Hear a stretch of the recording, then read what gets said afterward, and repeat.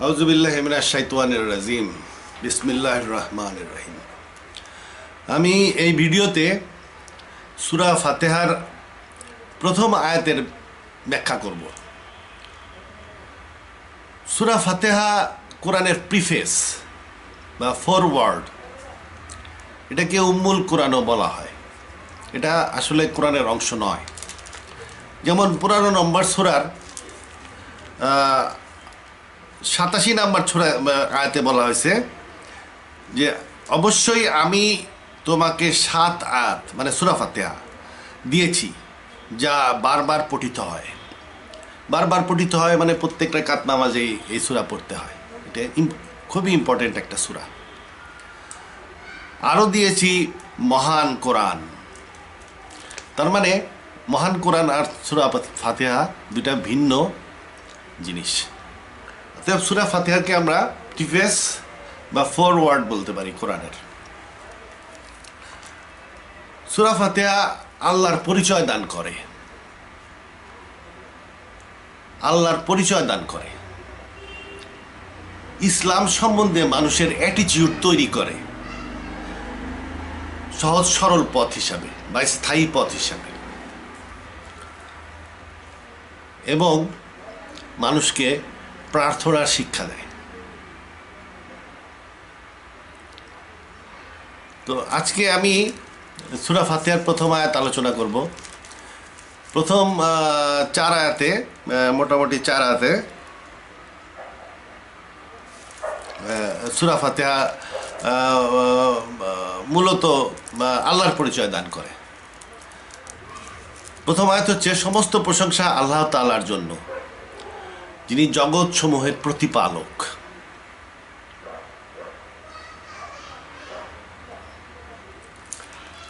জগৎ সমূহের প্রতিপালক। জগৎ সমূহের প্রতিপালক হয় কিভাবে? জগৎ একটা ইনার্ট জিনিস। বাপ সন্তানকে প্রতিপালন করেন। সে বাবা সন্তানকে অন্ন বস্ত্র বাসস্থান দেয়, চিকিৎসা দেয়, দেখাশোনা করে, তাদের প্রতিপালন করে। কিন্তু জগৎ সমূহ তো জীবিত জিনিস না। আমি একটা বিড়ালের প্রতিপালক হইতে পারি, বিড়াল, বা আমি একটা গরু বা ছাগলের প্রতিপালক হইতে পারি। কিন্তু আমি যদি বলি আমি এই লাইটারের প্রতিপালক, তাহলে মানুষ হাসবে যে এটার আমার প্রতিপালক। আমি এটার বলতে পারি আমি লাইটারের রক্ষক। কিন্তু এখানে আল্লাহ বলতেছে যে না, তিনি জগৎ সমূহের প্রতিপালক। অতএব এটা মিনিং করতেছে যে তিনি জগৎ সমূহের সাস্টেইনার অ্যান্ড ইভলভার। তিনি জগৎ সমূহকে ধারণ করেন এবং বিবর্তন করেন। যেহেতু তিনি সাস্টেইন করেন এবং বিবর্তন করেন, এবং এর মধ্যে অনেক প্রাণীও আছে, সেহেতু তিনি জগৎ সমূহের প্রতিপালক। এই জন্য অনেক ইংরেজি ট্রান্সলেশনে প্রেজ বি টু, এটা এভাবে ট্রান্সলেট করা হয়, praise be to God the cherisher and sustainer, the sustainer অথবা the sustainer and evolver of the universes. এটা গেল প্রতিপালন সম্বন্ধে। দ্বিতীয় কথা হলো, এটা আল্লাহর পরিচয় কিভাবে দান করে। আল্লাহর পরিচয় দান করে এমনভাবে যে ওই আল্লাহর প্রশংসা যিনি জগৎ সমূহের প্রতিপালক। তাইলে আমরা যদি জানতে পারি যে জগৎ সমূহ বলতে এই কি বোঝাচ্ছে এবং কিভাবে একজন আল্লাহ জগৎ সমূহের প্রতিপালক হইতে পারেন, তাইলে আমরা আল্লাহ সম্বন্ধে আরো ভালো ধারণা অর্জন করতে পারব। এবং যখন এই উচ্চতর ধারণা অর্জন করতে পারব, তখন আমরা নিজেরাই বলবো যে সমস্ত প্রশংসা আল্লাহর। তাইলে এখানে এই আয়াতটা ভালো মতন বোঝার জন্য আমাদের জানার দরকার আছে জগৎ সমূহ বলতে কি বোঝাচ্ছে, আল্লাহ কিভাবে এই জগৎ সমূহের প্রতিপালক হইতে পারেন। এই দুইটা জিনিস খুবই ইম্পর্টেন্ট এখানে বোঝার। জগৎ সমূহ বা আলামিন। এখন জগৎ সমূহ বললে কিন্তু আবার সরাসরি মাল্টিভার্স বুঝলে হবে না, কারণ মাল্টিভার্স একটা হাইপোথিসিস, এর কোনো ডেফিনিট ডিসকভারির উপরে এটা বেস করে না। কিছু এথিস্ট সায়েন্টিস্টরা এটা এথিসিস দিছে, হাইপোথিসিস দিছে, এথিস্ট মোটামুটি। কারণ হলো বিগ ব্যাং থিওরি, যেটা বিগ ব্যাং থিওরি কিছু ডেফিনিট ডিসকভারি আছে, দেখা যায় যে গ্যালাক্সিগুলো পিছিয়ে চলে যাচ্ছে, তার মানে এটা কোনো এককালে একত্রিত ছিল। এরপরে 1960-এর দশকে Arno Penzias and Robert Wilson background radio noise আবিষ্কার করলো, যার থেকে বোঝা গেল যে universe started from a super dense super hot point. এটা super dense super hot point থেকে ইউনিভার্সের উৎপত্তি হয়েছে। তাহলে এর একটা শুরু আছে, ইউনিভার্সের ক্রিয়েশন আছে। যেহেতু ক্রিয়েশন আছে, তাহলে ওখান থেকে আসলো আইডিয়া যে ক্রিয়েটার আছে। তো ক্রিয়েটার আছে, আচ্ছা, যদিও এই ওপেন ইউনিভার্স ক্রিয়েটারের ডেফিনিট প্রুফ না, তবুও অনেক সায়েন্টিস্ট বলা শুরু করলো যে যেহেতু ইউনিভার্সের ক্রিয়েশন আছে। এর আগে ধারণা ছিল ইউনিভার্স স্ট্যাটিক, যেমন দেখা যায় সেরকমই আদিকাল থেকে ছিল, এর ক্রিয়েশন বলে কিছু নাই, ইউনিভার্স আদি, এরকম একটা ধারণা ছিল, স্ট্যাটিক ইউনিভার্স। তো পরবর্তীতে দেখা গেলো যে না, ইউনিভার্সের সৃষ্টি হয়েছে। তাহলে সৃষ্টি যখন হয়েছে, তাহলে একজন স্রষ্টা আছে। এছাড়াও আরও প্রবলেম আছে। বিগ ব্যাং থিওরিতে সিঙ্গুলারিটি বা বিগ ব্যাংকে ঠিক মতন এক্সপ্লেন করা যায় না, এটা কোত্থেকে আসলো। তো এই জন্যই কিছু কিছু সায়েন্টিস্ট এটা অল্টারনেটিভ থিওরি দেওয়া শুরু করলো। অল্টারনেটিভ থিওরির মধ্যে একটা বিখ্যাত থিওরি হচ্ছে ইনফ্লেশনারি থিওরি। এটা দিয়েছিল অ্যালান গাথ, আন্দ্রে লিন্ডি। এরা একটা থিওরি দিল যে একটা স্পেসের একটা পয়েন্ট খুব এক্সপোনেনশিয়াল স্পিডে এটার এক্সপানশন হয়েছে। এই এক্সপানশনের কারণে এক ধরনের ভ্যাকুয়াম এনার্জি শক্তিতে রূপান্তরিত হয়েছে এবং বিগ ব্যাংয়ের সৃষ্টি করছে। তার মানে এখানে স্পেসটাকে কিন্তু আদি ধরা হচ্ছে। স্পেস ছিল, স্পেসের মধ্যে ভ্যাকুয়াম এনার্জি ছিল, স্পেসের একটা পয়েন্ট এখানে এক্সপ্লোড করছে, বা বলা যায় যে এক্সপোনেনশিয়ালি দিয়ে এক্সপান্ড করছে, যেখান থেকে ইউনিভার্সের বা বিগ ব্যাংয়ের সৃষ্টি, বিগ ব্যাং থেকে ইউনিভার্সের সৃষ্টি। তো এটা একটা হাইপোথিসিস ছিল। পরে 1990-এর দশকে কিছু কিছু বৈজ্ঞানিক আবিষ্কার করলো যে ইউনিভার্সের এক্সপানশন এক্সেলারেট করতেছে, রেট অফ এক্সপানশন বাড়তেছে। এতে বোঝা গেল যে ইউনিভার্সের মধ্যে ডার্ক এনার্জি আছে, কিছু এনার্জি আছে যেটা ইউনিভার্সকে এক্সপান্ড করায়। তো স্পেসে এনার্জি আছে, এটার একটু ইন্ডিকেশন পাওয়া গেল। এর থেকে এই ভ্যাকুয়াম এনার্জির আইডিয়া আছে, এবং এইসব এথিস্ট থিওরিস্টরা বলে যে ইউনিভার্সের মধ্যে ভ্যাকুয়াম এনার্জি আছে। অতএব বিগ ব্যাং অনেক হইতে পারে, অনেক বিগ ব্যাং হইতে পারে। তারা অনেক বিগ ব্যাং কেন এটা এত সাপোর্ট করে, অনেক বিগ ব্যাংয়ের কারণ ইউনিভার্সের এই ফাইন টিউন ইউনিভার্সকে এক্সপ্লেন করা যায় না। এই যে আমরা এই পৃথিবীতে আছি, 100 রকমের মৌলিক পদার্থ, প্রত্যেক মৌলিক পদার্থের পার্টিকুলার ধর্ম আছে। কোনো একটা ধর্ম একটু এদিক ওদিক হয়ে গেলে আর এখানে জীবনের উদ্ভব হইতো না। পারফেক্ট ডিস্টেন্সে একটা perfect Surya perfect amount of আলো দান করে, পারফেক্ট একটা চাঁদ পৃথিবীর চারদিকে ঘুরতেছে এবং টাইট প্রডিউস করতেছে। পারফেক্ট গ্যালাক্সিতে আমরা থাকি, পুরো ইউনিভার্সটাই এটার energy level perfect, everything perfect, হাজার হাজার জিনিস পারফেক্ট হওয়ার কারণেই আমাদের এই উদ্ভব হওয়া সম্ভব হয়েছে। তাহলে এত পারফেক্ট ইউনিভার্স কীভাবে হইল?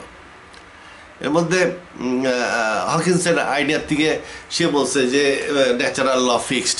অতএব এই ন্যাচারাল ল যেহেতু ফিক্সড, ইনিশিয়াল কনফিগারেশনটা এমন ছিল যে এটার initial configuration and initial loss এমন ছিল যে এই ইউনিভার্সটা একটা পারফেক্ট ইউনিভার্স ক্রিয়েট হয়েছে আনসার্টেনিটি প্রিন্সিপালের কারণে, বা যেভাবেই হোক একটা পারফেক্ট ইউনিভার্সের পর জন্ম নিছে। এবং যেহেতু ন্যাচারাল লজ আর ফিক্সড, অতএব এভরিথিং ইজ ফিক্সড, আমরা এক সময় জন্ম নেওয়ার কথা। তাহলে ইনিশিয়াল কনফিগারেশন এবং পারফেক্ট ইউনিভার্স তৈরি। তা এখন এইরকম ইনিশিয়াল কনফিগারেশন নিয়ে একটা পারফেক্ট ইউনিভার্স তৈরি কীভাবে হইলো? আল্লাহ ছাড়া, একজন গড ছাড়া এটা এক্সপ্লেন করা যায় না। অ্যাক্সিডেন্টালি এটা হয়েছে, এটা একজন গড ছাড়া এক্সপ্লেন করা যায় না। ওইখানেই আসে মাল্টিভার্সের আইডিয়া। ও বলবে, একজন এথিস্ট বলবে যে billions and billions big bang তৈরি হয়েছে, বিলিয়ন্স অ্যান্ড বিলিয়ন্স, এই বিগ ব্যাংয়ের বাইরেও আছে billion billion big bang. Accidentally একটা পারফেক্ট কনফিগারেশন ছিল, এবং ইনিশিয়াল কনফিগারেশন পারফেক্ট ছিল, এবং যার ফলে আমাদের উদ্ভব হয়েছে, ইউনিভার্স এইভাবে ইভলভ হয়েছে। তাহলে যেমন পৃথিবী এত পারফেক্ট কেন? এথিস্ট সায়েন্টিস্টরা বলবে যে এরকম গ্রহ বিলিয়ন্স অ্যান্ড বিলিয়ন্স আছে ইউনিভার্সে, অ্যাক্সিডেন্টালিও একটা আর্থ আমাদের জীবনের জন্য সুইটেবল হয়েছে অ্যাক্সিডেন্টালি। সেরকম ওইখানে ওই পয়েন্টটা আসে যে billions of billions big bang আছে, এই বিগ ব্যাং বা এই ইউনিভার্সের বাইরেও আছে আরও অনেক বিগ ব্যাং, আরও অনেক ইউনিভার্স, এবং অ্যাক্সিডেন্টালি আমাদের ইউনিভার্সটা জীবনের উদ্ভবের জন্য উপযুক্ত হয়েছে। এইটার থেকে হলো মাল্টিভার্সের থিওরি, এইসব বগিচগি মার্কার থিওরি। এই বগিচগি মার্কার থিওরি এগুলো দিয়ে আলোচনা করার দরকার নাই, এর কোনো ডেফিনিট ডিসকভারি নাই। এই ইউনিভার্সের বাইরে আরও ইউনিভার্স আছে, প্রমাণ করো, ইন্ডিকেশন দাও, সায়েন্টিফিক প্রুফ লাগবে। বিগ ব্যাংয়ের একটা প্রুফ আছে, দেখা যায় যে গ্যালাক্সিগুলো পিছনে যাচ্ছে, স্টেটোস্কোপি দিয়ে মাপা যায় কি রেটে যাচ্ছে, তার মানে এটা ছোট ছিল। ব্যাকগ্রাউন্ড রেডিও নয়েজ আবিষ্কার হয়েছে, তার মানে এটা পয়েন্টে ছিল। Initially radiation turn into matter, matter তৈরি হলে কি হয়েছে, হাইড্রোজেন এন্ড হিলিয়াম হয়েছে, তার প্রমাণ আছে। তারপরে যখন স্মোক, প্রোটো গ্যালাক্সি, এসব সৃষ্টি হয়েছে, তারপর ওর মধ্যে স্টার তৈরি হওয়া একটা normal lodge of the nature অনুযায়ী চলবে সব কিছু। স্টার তৈরি হয়েছে, প্ল্যানেটস তৈরি হয়েছে, অন্যান্য জিনিস তৈরি হয়েছে। এটা কয়েকটা ডেফিনিট ডিসকভারির উপরে বিগ ব্যাং থিওরিটা দাঁড়ায় আছে। কিন্তু তুমি এখন যদি বলা হয় যে ঠিক আছে এরকম বিগ ব্যাং আরও আছে, তাহলে বাইরের যে বিগ ব্যাং আছে এটা দেখাইতে হবে, প্রমাণ লাগবে। Vacuum energy is not know proof. Vacuum energy থাকতে পারে, ভ্যাকুয়াম এনার্জির কথা তো কোরআন শরীফে আছে, আল্লাহ আসমান জমিনের আলো। ভ্যাকুয়াম এনার্জি আছে বলে যে এই স্পেসের, এইরকম স্পেসই এই ইউনিভার্সের বাইরে আছে, এবং সেখানেও ভ্যাকুয়াম এনার্জি আছে, এবং সেখানেও বিগ ব্যাংস হয়েছে, তার প্রমাণ কি? অর্থাৎ মাল্টিভার্সের আইডিয়া এই যে এথিস্টদের, অবিশ্বাসীদের একটা আইডিয়া, এই আইডিয়া কোরআন দেয় নাই। এখানে আলামিন বলতে অন্য কিছু বোঝাচ্ছে। আলামিন বলতে কি বোঝাচ্ছে, বা জগৎ সমূহ বলতে কোন কোন জগতের কথা বলতেছে কোরআন, এটা আমাদের কোরআন থেকেই জানতে হবে। আমি মন থেকে একটা বাইর করে নিলেই হবে না। জগৎ সমূহ বলতে কোন কোন জগতের কথা বলতেছে, এটা আমার কোরআন থেকেই জানতে হবে। আচ্ছা, কোরআন থেকে জানার পরে তাহলে আমি এখানে তো সায়েন্টিফিক এক্সপ্লেনেশন দিচ্ছি। আমি যদি কোরআন থেকেই জানলাম ডাইরেক্টলি, এবং আর যদি কোনো অ্যানালাইসিস না করলাম, তাহলে এটা সায়েন্টিফিক এক্সপ্লেনেশনের অর্থ কী আছে? আমি কিছু জিনিস জানি, কিছু জিনিস জানি না। যে জিনিসটা জানি সেই জিনিসটার সাথে যদি না জানা জিনিসগুলা ম্যাচিং করে, তাইলে বুঝতে পারবো যে না জানা জিনিসগুলাও বাস্তবতা থাকতে পারে, কিছুটা এটা রিয়েলিটি আছে। যেমন উদাহরণ দিই, আমি জানি জিন আছে, কোরআন শরীফ থেকে জানি জিন আছে, জিন বলে একটা জিনিস আছে, জিন আর ইনসান, আমরা হলো ইনসান। তাইলে এই জিনটা কি এই ইউনিভার্সের সাথে ম্যাচিং করে? জিনটা ইউনিভার্সের সাথে ম্যাচিং করে কি না আমি এটা জানবো, জিনের সায়েন্টিফিক এক্সপ্লেনেশন আমার দিতে হবে। তো এটা আমি কি করলাম, তাহলে আমি কোরআন শরীফে আরও দেখলাম জিন কেমনে তৈরি হয়েছে। আল্লাহ বলতেছে জিনরে আমি ফায়ার অফ হোল থেকে তৈরি করছি।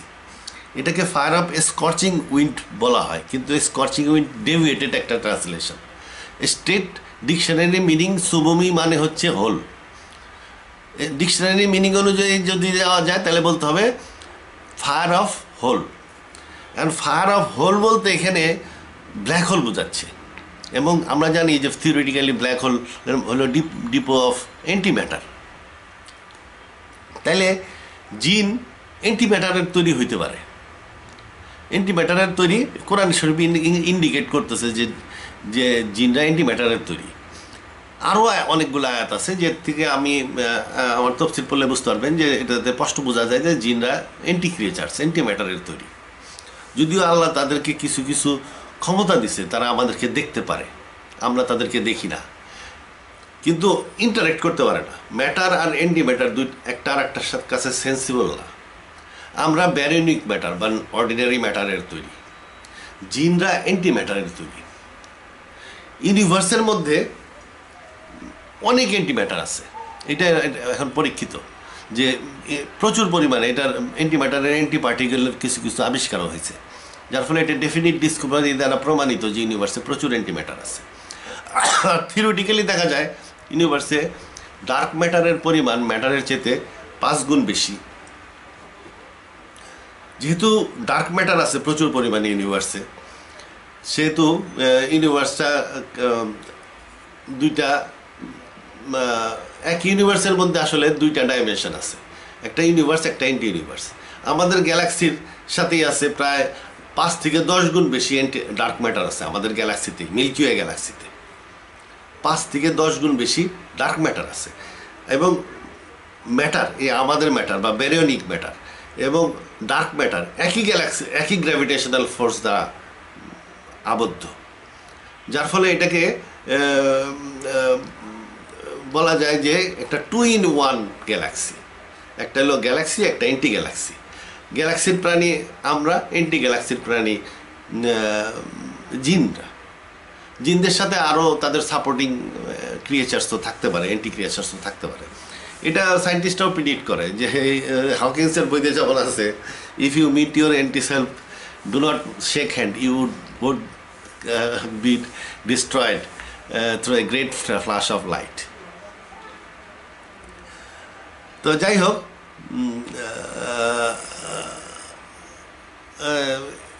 তাহলে আমরা দেখতেছি যে আমাদের যে ইউনিভার্সকে আমরা চিনি, যেটাতে 5 গুণ বেশি অ্যান্টি ম্যাটার আছে, এবং আমরা যে কোরআন শরীফে জিনের বর্ণনা যেটা পাই তার থেকে দেখতেছি যে সম্ভবত এরা অ্যান্টি ম্যাটারের তৈরি। অতএব অ্যান্টি ম্যাটারের তৈরি জিন থাকার সম্ভাবনা 5 গুণ বেশি। আমরা যদি থাকতে পারি তাইলে 5 গুণ বেশি ডার্ক ম্যাটার আছে, অতএব জিনদের থাকার সম্ভাবনা আমাদের থাকার সম্ভাবনার চেয়ে 5 গুণ বেশি। তো এইভাবে আমরা দেখতে পারি যে ফিট ইন করে কিনা, আমরা যা জানি তার সাথে অজানা জিনিসটা ফিট ইন করে কিনা। যদি ফিট ইন করে তাহলে বুঝলাম যে আমরা ডেফিনিট আইডিয়া পাইলাম, গ্রেটার আইডিয়া পাইলাম। তো আমি এই আইডিয়া কোরআন শরীফের কী বলছে জগৎসমূহ সম্বন্ধে সেটা আলোচনা করব। আলোচনা করার সম্বন্ধে পূর্বে সুফিদের ব্যাপারে কিছু আইডিয়া আছে, সুফিদের আইডিয়াটাও কিছুটা আলোচনা করে নেওয়া দরকার, কারণ নাইলে অনেকের কনফিউশন থেকে যাবে যে আরে আলম বলতে তো আমরা অন্য জিনিস জানি, এখানে তো আলম বলতে ম্যাটেরিয়াল ওয়ার্ল্ড বলাচ্ছে, যেমন এই যে আমরা যে মহাবিশ্ব থাকি এটা একটা আলম। তাই আমি আগে সুফিদের আইডিয়াটা এখানে আলোচনা করতে চাই। আমি এই জন্য ওই আমার পাওয়ার পয়েন্টের একটু সাহায্য নিত।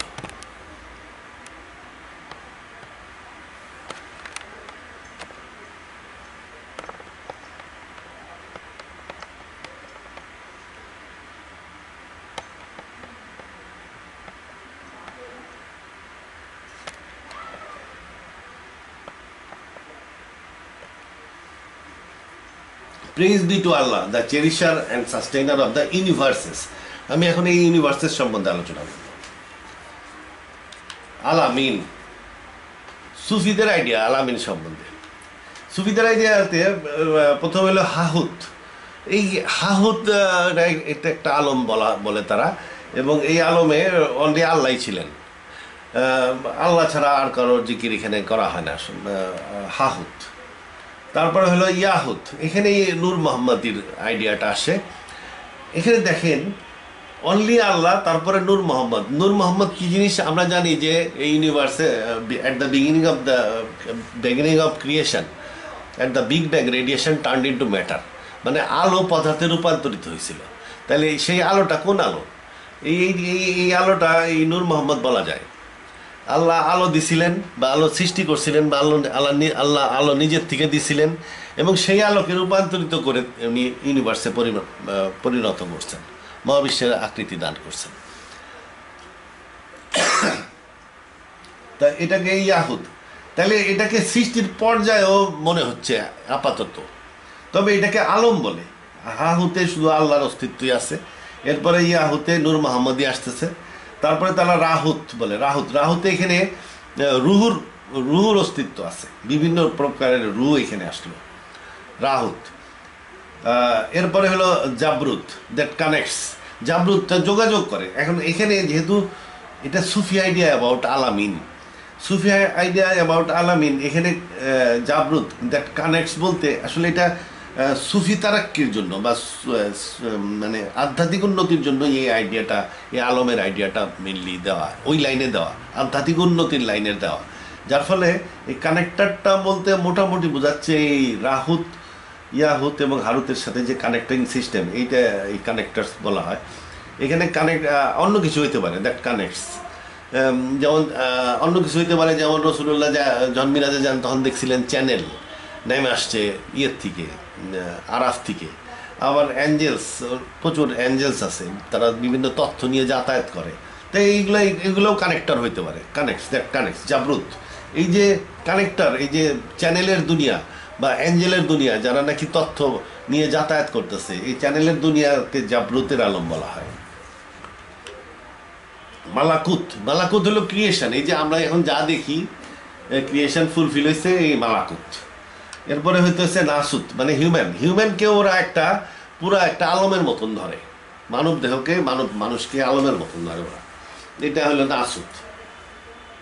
তা মোটামুটি এইগুলা কি অনেকটা মনে হয় এইখানে মনে হচ্ছে সৃষ্টির পর্যায়, এই তিনটাকে মনে হচ্ছে সৃষ্টির তিনটা পর্যায়। আর এই সৃষ্টির পর্যায়ের পরে এখানে আসতেছে জাবরুত, মালাকুত, এগুলা সৃষ্টির বিভিন্ন ডাইমেনশন, যেমন কানেক্টিং ডাইমেনশনস, ক্রিয়েশন এবং মানুষ, এই তিনটা। এইখানে এটা সৃষ্টির এক ডাইমেনশন বা ডোমেইন, আর এটা হলো সৃষ্টির স্টেজেস, এটাকে আলম হিসাবে ধরছে। এটা দেখে আমার মনে হচ্ছে এরকম। বিস্তারিত যারা সুফি তারা জানে, আমি এত জানি না। তবে এরা সুফি আইডিওলজির যেহেতু এই আলামিন, সেহেতু এটা সুফিদের শিক্ষার থেকে আসছে। আর এই দুইটা লেভেলে মানুষের যে নফস বা রুহ, এর যে দুইটা স্টেজ, এইখানে যে চলাচলটাকে এই আলমে আওরাহা আর আলমে বারজাক এর মাধ্যমে প্রকাশ করা হয়। আলমে আওরাহা বলতে মূলত তারা বোঝায় আমরা এই পৃথিবীতে আসার আগে যেখানে ছিলাম, আর আলমে বরজাক বলতে বোঝায় আমরা মরার পরে যেখানে যাব। তার মানে আমরা আসছি আওরাহা থেকে, আলমে আওরাহাত থেকে যাচ্ছি আলমে বারজাকে। এটা সুফিদের সুফিদের উপরে যদি এই আলম সম্বন্ধে জানতে হলে সুফির উপরে আরও স্টাডি করতে হবে, যাদের ইচ্ছা করে করতে পারেন। এছাড়াও এই যে আলমগুলা, এর মধ্যে যে ক্রিয়েচার্স আছে তার সংখ্যা প্রায় 18,000 মখলুকাত আছে। এটা হলো সুফি আইডিয়া। সুফি আইডিয়া কিন্তু কোরআনের অত ডেলিভারেটলি নাই, কোরআনে এটা ডেলিভারেটলি নাই। আমি এটা ডেলিভারেটলি আলোচনা করব না, আমার আলোচনা হলো কোরআনের মধ্যে সীমাবদ্ধ। তাহলে আমি কোরআনের মাধ্যমে যাব যে কোরআনে কি কি মহাবিশ্বের কথা বা ইউনিভার্সের কথা বলা হয়েছে। ইউনিভার্সেস, আলামিন, সামাওয়াত। কোরআনে আমরা একটা জিনিস পাই সামাওয়াত, অথবা এই একই জিনিসকে বলা হয় সামাওয়াত আল আর্থ বা ইউনিভার্স। আমরা যে ইউনিভার্সে আছি এই ইউনিভার্সকেই বলা হয় সামাওয়াত বা আকাশমণ্ডলী।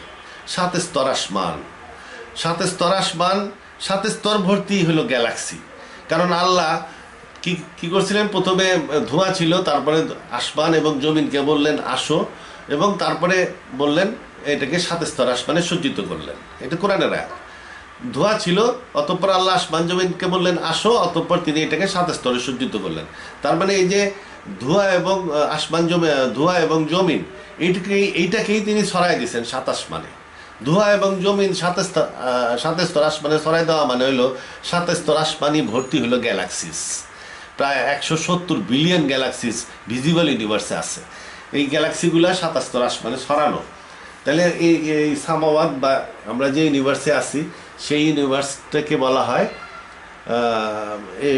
এই ইউনিভার্সটায় আমরা থাকি, এটা ভর্তি, এটার স্পেস 7টা ওয়েবে বা 7টা তরঙ্গের আকারে বিন্যস্ত, এবং প্রত্যেক তরঙ্গ বা প্রত্যেক আকাশেই আছে প্রচুর গ্যালাক্সি, এবং আমরা যে গ্যালাক্সিতে আছি তার নাম মিল্কি ওয়ে গ্যালাক্সি। তা আমি এখানে মনে করলাম এটাই সামাওয়াত। এখানে দেখাইলাম এটা সামাওয়াত, এটাই 7 স্তর আসমান সামাওয়াত। আর কি আছে? জান্নাত। কোরআনে আমরা আর একটা ইউনিভার্সের তত্ত্ব পাই, এটা হলো জান্নাত। সাতে স্তর সামাওয়াত, সাতে স্তর সামাওয়াত আর 8 স্তর জান্নাত। এই জান্নাতটা আলাদা আলম বা আলাদা জগৎ। কেন? কোরআন বলছে এটা আলাদা জগৎ। কিভাবে বলছে? এইভাবে, be quick in the race for the forgiveness from your Lord and for a জান্নাত whose width is that of the skies and land. মানে আসমান জমিনের সমান চওড়া এটা, এই জান্নাতটা। এর জান্নাতের বিস্তার আসমান জমিনের সমান। তাহলে যদি বিস্তার আসমান জমিনের সমান হয়, এটা মনে করলাম আসমান জমিন বা সামাওয়াত আল আরদ বা সামাওয়াত, এর বিস্তার যদি জান্নাতের বিস্তার সমান, তার মানে একটা আর একটার মধ্যে থাকতে পারবে না। একটা কৌটা দুইটা কৌটা যদি সমান সমান হয় বিস্তারে বা ডায়ামিটারে, তাহলে এক কৌটার মধ্যে আর তো আর একটা কৌটা ঢুকবে না। কোটাটা একটা কোটা ছোট হইতে হবে, তাইলে না ঢুকবে, কিন্তু ছোট না, বিস্তার সমান। আল্লাহ বলতেছে যে সামাওয়াতের বিস্তার আর জান্নাতের বিস্তার সমান, বিস্তার সমান।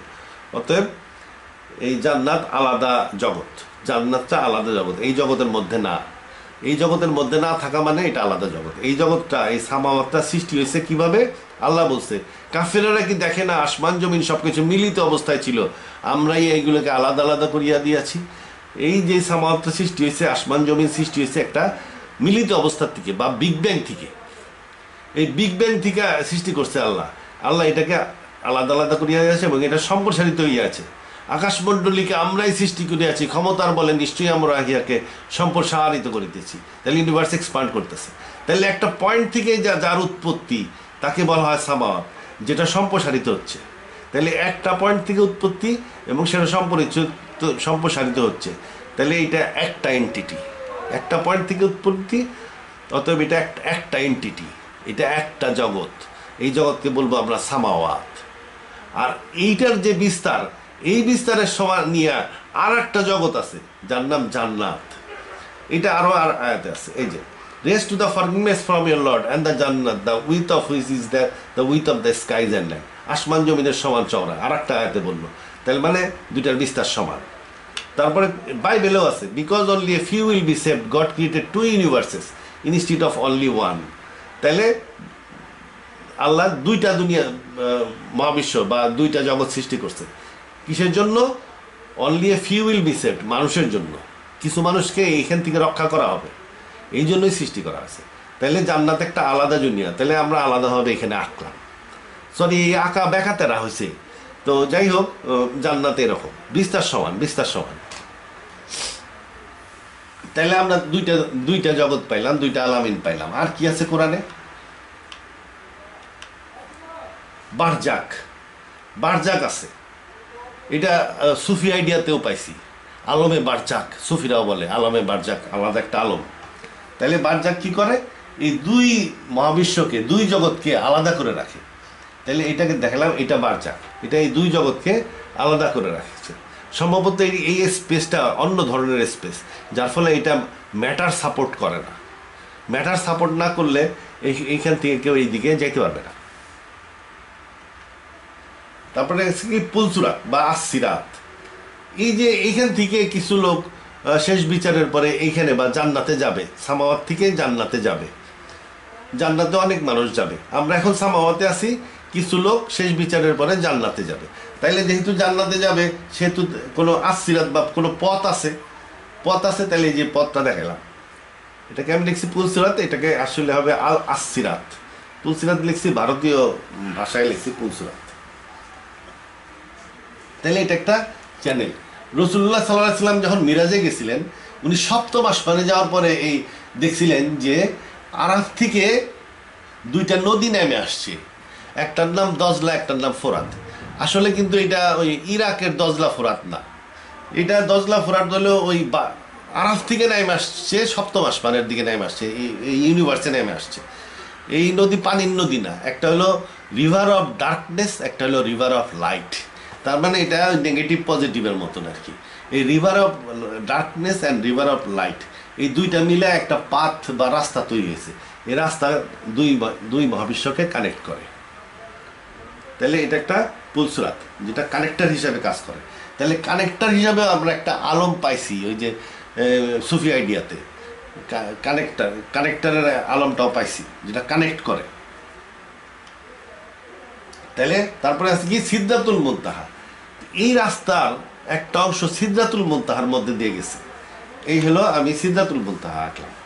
সিদরাতুল মুনতাহা হাদিসের বর্ণনা অনুযায়ী রাসূলুল্লাহ যখন মিরাজে গেছিলেন তখন উনি দেখছেন এটা দুইটা শাখা আছে, একটা শাখা পূর্ব দিকে আসছে, একটা শাখা পশ্চিম দিকে গেছে। এই যে দুইটা শাখা আঁকছি। আর একটা শাখা এর রুট বা গোড়া আর আরশের সাথে ঝুলানো উপরের দিকে। এটা দেখে মনে হয় যে একটা উল্টা দিকে ছাদে ঝুলা একটা গাছের মতন মনে হয়, যার দুইটা শাখা আছে। সিদরাতুল মুনতাহা দেখতে গাছের মতন, এটা অ্যাঞ্জেলকে টাস্কিং করে, প্রোগ্রামিং করে, দেখতে গাছের মতন, কিন্তু আসলে এটা গাছ না, এটা একটা সার্ভার। এটা কি করে, অ্যাঞ্জেল অটোমেশন করছে, হ্যাঁ, ফেরেশতাদেরকে প্রোগ্রামিং করে এবং টাস্কিং করে। আর কি করে, চেকপোস্ট হিসাবেও কাজ করে। এখান থেকে যদি কেউ যায় তাহলে সে এখানে চেক করে যে তার কি যাওয়ার কথা এই দিকে নাকি তার যাওয়ার কথা আরশের দিকে যাইতে গেলেও সে চেক করবে, জান্নাতের দিকে যাইতে গেলেও চেক করবে। এটা একটা চেকপোস্টের মতনও কাজ করে। মোটামুটি এটা একটা অতি উন্নত সার্ভার। তারপরে কি আছে আরাফ। এই পুলসিরাত থেকে যদি বাসসিরাত থেকে কেউ যদি নিচে পড়ে যায়, আমরা হাদিস থেকে জানি, তাহলে আরাফের উপরে পড়বে। তাহলে আসিরাতের নিচে আরাফ আছে। আরাফটা আবার দুই ভাগে বিভক্ত, একটা হলো পূর্ব আরাফ আর একটা হলো পশ্চিম আরাফ। পূর্ব আরাফটা হলো related to সামাওয়াত, R Paschim আরাফটা related to জান্নাত। পূর্ব আরাফের হেড ফেরেশতা হলো মালিক, আর পশ্চিম আরাফের হেড ফেরেশতা হলো রিজওয়ান। তাহলে আমরা আরাফ পাইলাম। আরাফটা যেমন যখন মানুষ বেঁচে যাওয়ার সময় অনেক মানুষ এখানে আটকা যাবে, তারা এই আরাফের উপরে থাকে যাবে। পরে বিচারের পরে যেহেতু মাফ পায় আসছে, সেহেতু এখানে বেশিক্ষণ আটকা থাকবে না। বিচার শেষে আল্লাহ লৌহ মাহফুজের মাধ্যমে কমান্ড দিয়ে দিবে, এবং এই কমান্ডের কারণে এই আসসিরাত এদেরকে এই সাইড দিবে, এরা তখন আবার জান্নাতে চলে যাবে।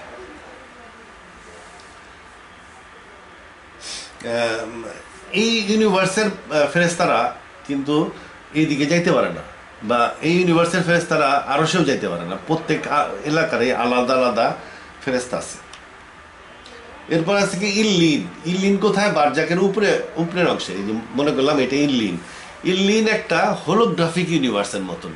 এটা কন্ট্রোল করে কে, এই লৌহ মাহফুজের থেকেই কন্ট্রোল হয়, কিংবা এরা নিজস্ব কম্পিউটার আছে, সিস্টেম আছে যেটা এটা কন্ট্রোল করে। এটা একটা হোলোগ্রাফিক ইউনিভার্সের মধ্যে। এখানে মৃত মানুষের নফস থাকে এবং তাদের আমল নামাও থাকে, এবং এখানে যারা নাকি ভবিষ্যতে জান্নাতে যাবে তাদেরকে স্থান। এটা মৃত মানুষদের দুনিয়া বলা যায়, হোলোগ্রাফিক ওয়ার্ল্ড। অতএব এটা একটা ইউনিভার্সের বা একটা ক্রাইটেরিয়া বহন করে, ইন্ডিপেন্ডেন্ট একটা ইউনিভার্সের মতনই। এই জন্য আমি এটাকে আলাদাভাবে দেখাইছি, যে অ্যাজ এ আলম হিসাবে দেখাইছি। আলমে বারজাকের একটা অংশ ইল্লিন। আর সিজিনটা হলো যারা নাকি, এটাও একটা হোলোগ্রাফিক ওয়ার্ল্ডের মতন, তবে এটা হলো যারা নাকি দোজখে যাবে তাদের জন্য, এরা পরে দোজখে চলে যাবে।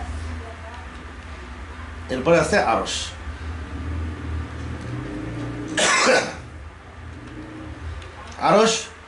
আরশের মধ্যে আছে পেন, লোহ মানে ডিস্ক, আর আছে মাদার অফ দ্য বুক মানে মাদার বুক। কোরআনে উল্লেখ আছে, কোরআনে একাধিক আয়াতে বলা হয়েছে মাদার অফ দ্য বুক মানে যে বইয়ের জন্ম দিছে, বা কোরআনের জন্ম দিছে, যে বা বইয়ের যে জন্ম দিছে, তা বইয়ের জন্ম দিছে কে, এটা একটা মাদার বোর্ড। আসলে এই তিনে মিলে এই এই কলম, লৌহ বা ডিস্ক, লৌহ মাহফুজ সেভিং ডিস্ক, আর এই মাদার অফ দ্য বুক বা মাদার বোর্ড, এই তিনে মিলে হয় একটা কম্পিউটার। এটা আসলে একটা কম্পিউটার। এই কম্পিউটারই এই যে সার্ভার সিদরাতুল মুনতাহাকে নিয়ন্ত্রণ করে। সিদরাতুল মুনতাহা ফেরেশতাদেরকে নিয়ন্ত্রণ করে। ফেরেশতারা অটোমেশনে করা এদেরকে। এই অনেক কোম্পানি আছে না, অটোমেশন করা কোম্পানি, কম্পিউটার দিয়ে সমস্ত স্টাফদেরকে নিয়ন্ত্রণ করা হয়। সেরকম এই যে এই ফেরেশতাদের যে জগৎ, ফেরেশতাদেরকে কন্ট্রোল করে এই কম্পিউটার। এই কোটি কোটি ফেরেশতা এইটারে কন্ট্রোল আল্লাহ করে না। যদিও হেড ফেরেশতা আছে, হেড ফেরেশতারা ও এই কম্পিউটার দ্বারাই নিয়ন্ত্রিত। কম্পিউটার টু সিদরাতুল মুনতাহা তো এই অ্যাঞ্জেলদেরকে প্রোগ্রামিং করে, টাস্কিং করে, হয় এখানে পাঠায় আর এদেরকে এখানে পাঠায় কাজের জন্য। এখন আসেন আল্লাহ। আল্লাহ sits in the Kursi with a shape, his shape is like a human shape. তাহলে এখানে আল্লাহ এখানে একটা কুরসি আছে, এই কুরসিতে উনি বসেন। তাহলে আল্লাহ যেহেতু একটা কুরসি আছে, যেহেতু তার একটা কুরসি আছে, যার কুরসি আছে তার আকৃতিও আছে, শেপ আছে। যার কুরসি আছে তার শেপও আছে। তাহলে এই কুরসিটা কোথায়? কুরসি হইল এই আরশে আছে। যেহেতু আরশে আল্লাহর কুরসি আছে, সেহেতু আল্লাহর শেপ আছে এবং তার আকৃতি দেখতে মানুষের আকৃতির মতো। এটা কেন আমি লিখছি? এটা লিখছি একটা বিশেষ আয়াতের কারণে, এটা আমি আসতেছি। এটা বাইবেলে উল্লেখ আছে। And Elohim created the man in his own image, নিজের আকৃতিতে মানুষ সৃষ্টি করছে। In the image of Elohim he created him, he created the male and female. তার মানে কি? আল্লাহ নিজের আকৃতিতে মানুষ সৃষ্টি করছে। তাহলে আল্লাহ দেখতে কেমন? মানুষের মতন। এটা বাইবেল অনুযায়ী, এবং বাইবেল আল্লাহ বিশ্বাস করতে বলছে। অবশ্য আল্লাহ বলছে যে বাইবেলের অনেক কিছু বিকৃত হয়ে গেছে, কিন্তু বিকৃত হয়ে গেলেও এটার মধ্যে আর কি বিকৃত হবে? মূল কথা যদি ধরি, আমি এই ওয়ার্ডগুলারে বাদে দিলাম। মূল কথা কি? আল্লাহ মানুষের মতন, আল্লাহ নিজের আকৃতিতে মানুষ সৃষ্টি করছে, যেভাবেই লেখা হোক না কেন। তাহলে আমি আল্লাহ বলছে যে এটা বিকৃত হয়েছে। কীভাবে হয়েছে? তারা ওয়ার্ড এখান থেকে ওখানে নিয়ে গেছে, তারপরে কিছু কিছু আয়াত হারাই গেছে, কিছু কিছু আয়াত ভুলে গেছে, এইভাবে বিকৃত হয়েছে। এটা কোরআনে উল্লেখ আছে। তাহলে আমি ধরে নিলাম কিছু কিছু আয়াত হারাই গেছে, তাহলে এটা হারায় নেই। কিছু কিছু আয়াত মিসপ্লেস হয়েছে, এক জায়গার থেকে আরেক জায়গায় বসে গেছে। এটার এক জায়গার থেকে আরেক জায়গায় বসে গেলেও আমার কিছু যায় আসে না, কারণ হলো আমি এটা ইন্ডিপেন্ডেন্ট আয়াত হিসাবে এটাকে বিবেচনা করতেছি, এটা কনটেক্সটে বিবেচনা করতেছি না। 3 নাম্বার কি? এটার অনেক ওয়ার্ড মিসপ্লেস হয়েছে। মিসপ্লেস হোক, 50% ওয়ার্ড চলে যাক, আমার কিছু যায় আসে না। আমার এখানে মূল বার্তাটা কি? আল্লাহ নিজ আকৃতিতে মানুষ সৃষ্টি করছে, ওয়ার্ড যাই হোক না কেন। তাহলে এই বাইবেলের আয়াত অনুযায়ী আমি পাইলাম আল্লাহ নিজ আকৃতিতে মানুষ সৃষ্টি করছে, এবং আল্লাহ বলছে বাইবেল বিশ্বাস করো, কোরআনে বলছে বাইবেল বিশ্বাস করতে। অবশ্যই এখানে একটা কথা আছে, বা এমনি হুজুররা বলে যে আল্লাহ কে নিয়ে চিন্তা করা ঠিক না, আল্লাহর চেহারা কোরআন শিবে উল্লেখ আছে। কোরআন শিবে উল্লেখ আছে, যেমন এই যে দেখেন, the Quran talks about his face, hands, legs etcetera. আল্লাহর ফেসের উল্লেখ আছে, হাতের উল্লেখ আছে, পায়ের উল্লেখ আছে কোরআন শিবে। কিন্তু হুজুররা বলবে যে আল্লাহর ফেস কেমন? আল্লাহর ফেস আল্লাহর মতন, এটা নিয়ে চিন্তা করবা না, চিন্তা করতে নিষেধ করে। আল্লাহর হাত কেমন? আল্লাহর হাত আল্লাহর মতন, এটা নিয়ে চিন্তা করার কোনো দরকার নেই। তারপরে বলবে যে আল্লাহর পা আল্লাহর মতন, এটা নিয়ে চিন্তা করার কোনো দরকার নেই। তাইলে এই যে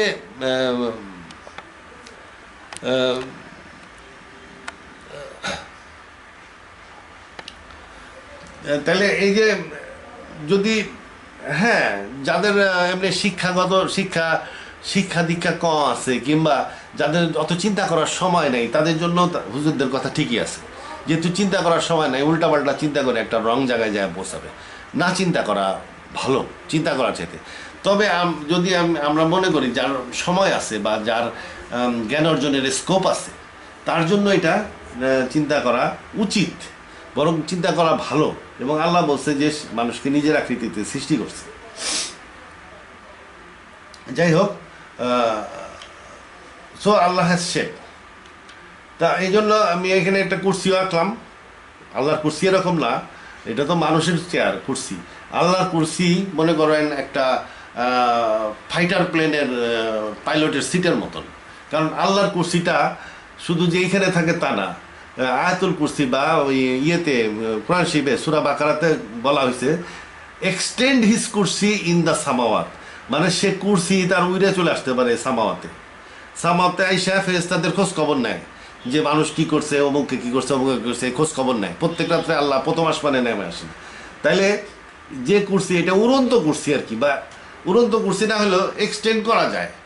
মানে আমি এখানে আছি, এই কুরসিকে এক্সটেন্ড করে আগায় নিয়ে গেলাম, এরকম করা যায়। অথবা কুরসিটাই ফ্লাই করে চলে যায়, কোনো কিছুটা থাকে না কিছু।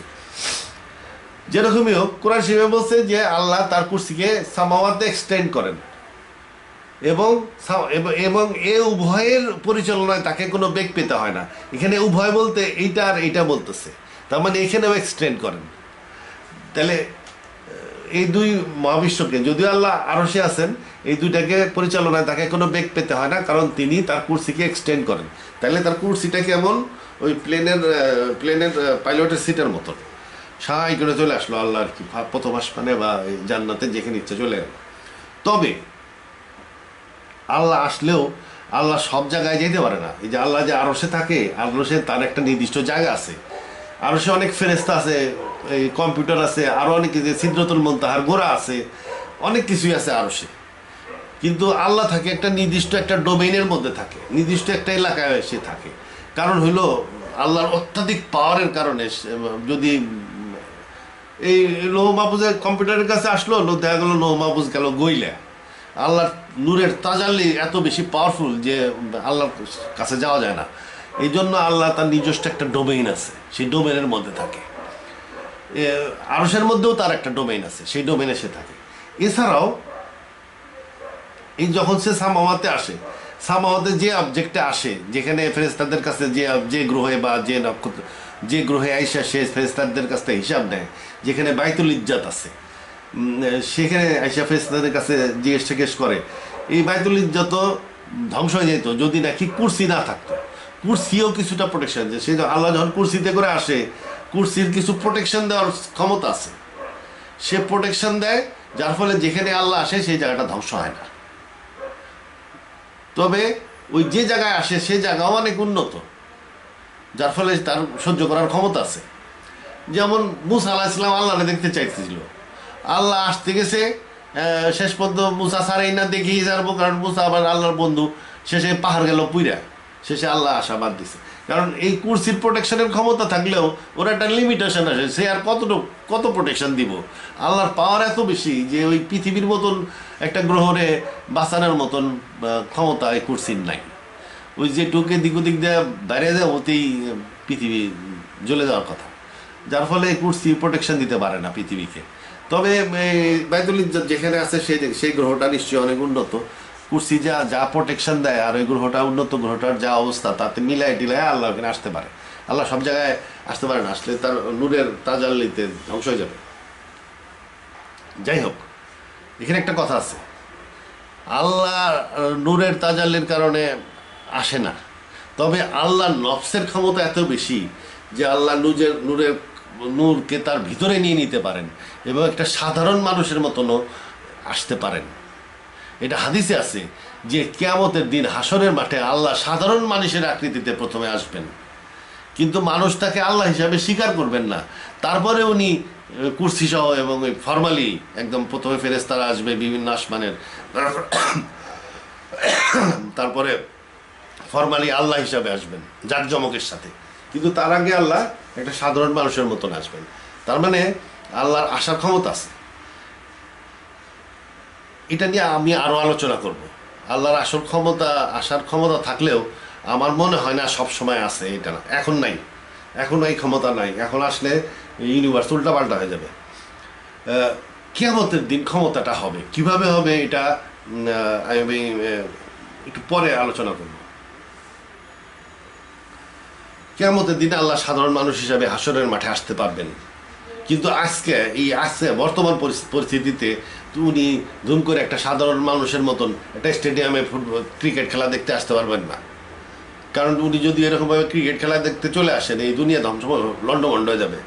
উনি ব্যস্ত, উনি মহাবিশ্বকে সাস্টেনার ইউনিভার্স, বিশাল বিশাল মহাবিশ্ব, এই যে মহাবিশ্ব, এটার এক প্রান্ত থেকে অন্য প্রান্ত দূরত্ব প্রায় বিলিয়ন 26 বিলিয়ন বা 28 billion years light years, 28 billion light years minimum এটার বিস্তার।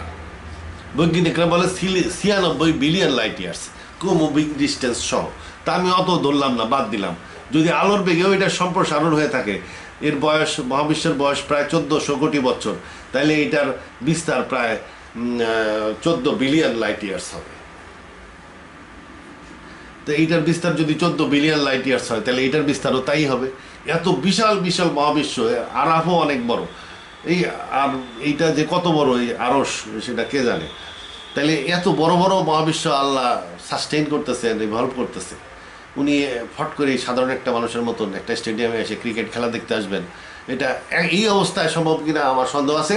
এবং সন্দেহ আছে, এবং এটা কেন সন্দেহটা, এটা আমি পরবর্তীতে আলোচনা করবো। তবে কিয়ামতের মাঠে যেহেতু রাসূলুল্লাহ সাল্লাল্লাহু আলাইহি ওয়াসাল্লাম বলছেন আল্লাহ প্রথমে সাধারণ মানুষের আকৃতিতে আসবেন, মানুষ তাকে আল্লাহ হিসাবে স্বীকার করবে না, তখন উনি চলে যাবেন এবং ফরমালি আসবেন। এটা রাসূলুল্লাহর বাণী। তো যাই হোক, বর্তমান পরিস্থিতি কি, আল্লাহ একটা নির্দিষ্ট ডোমেইনে থাকেন এবং তার নূরের তাজাল্লি এত বেশি যে তার দিকে যাওয়া যায় না। আর উনি যদি এই আরশের তার নিজের ডোমেন থেকে বাইরেন, তাহলে উনি তার কুরসিতে করে বাইরান। কুরসি কেন বাইরেন? কুরসিটা তার কিছু প্রোটেকশন দেয়। কাকে প্রোটেকশন দেয়?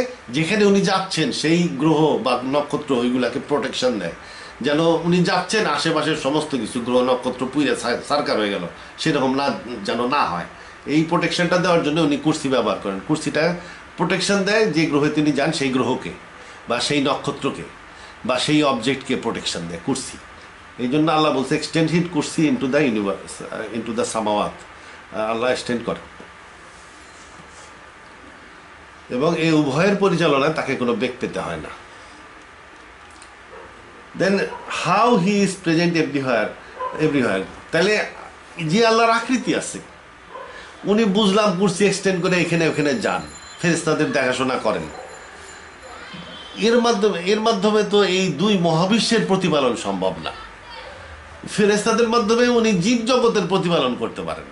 ফেরেশতাদেরকে কয়ে দিলেন এই গরু ছাগল বাছুর সব ঠিক মতন দেখিস, তো ফেরেশতারা ঠিক মতন দেখলো, গরু ছাগল বাছুর মানুষ সব ঠিক মতন দেখাশোনা করলো, এইটুকু হইতে পারে।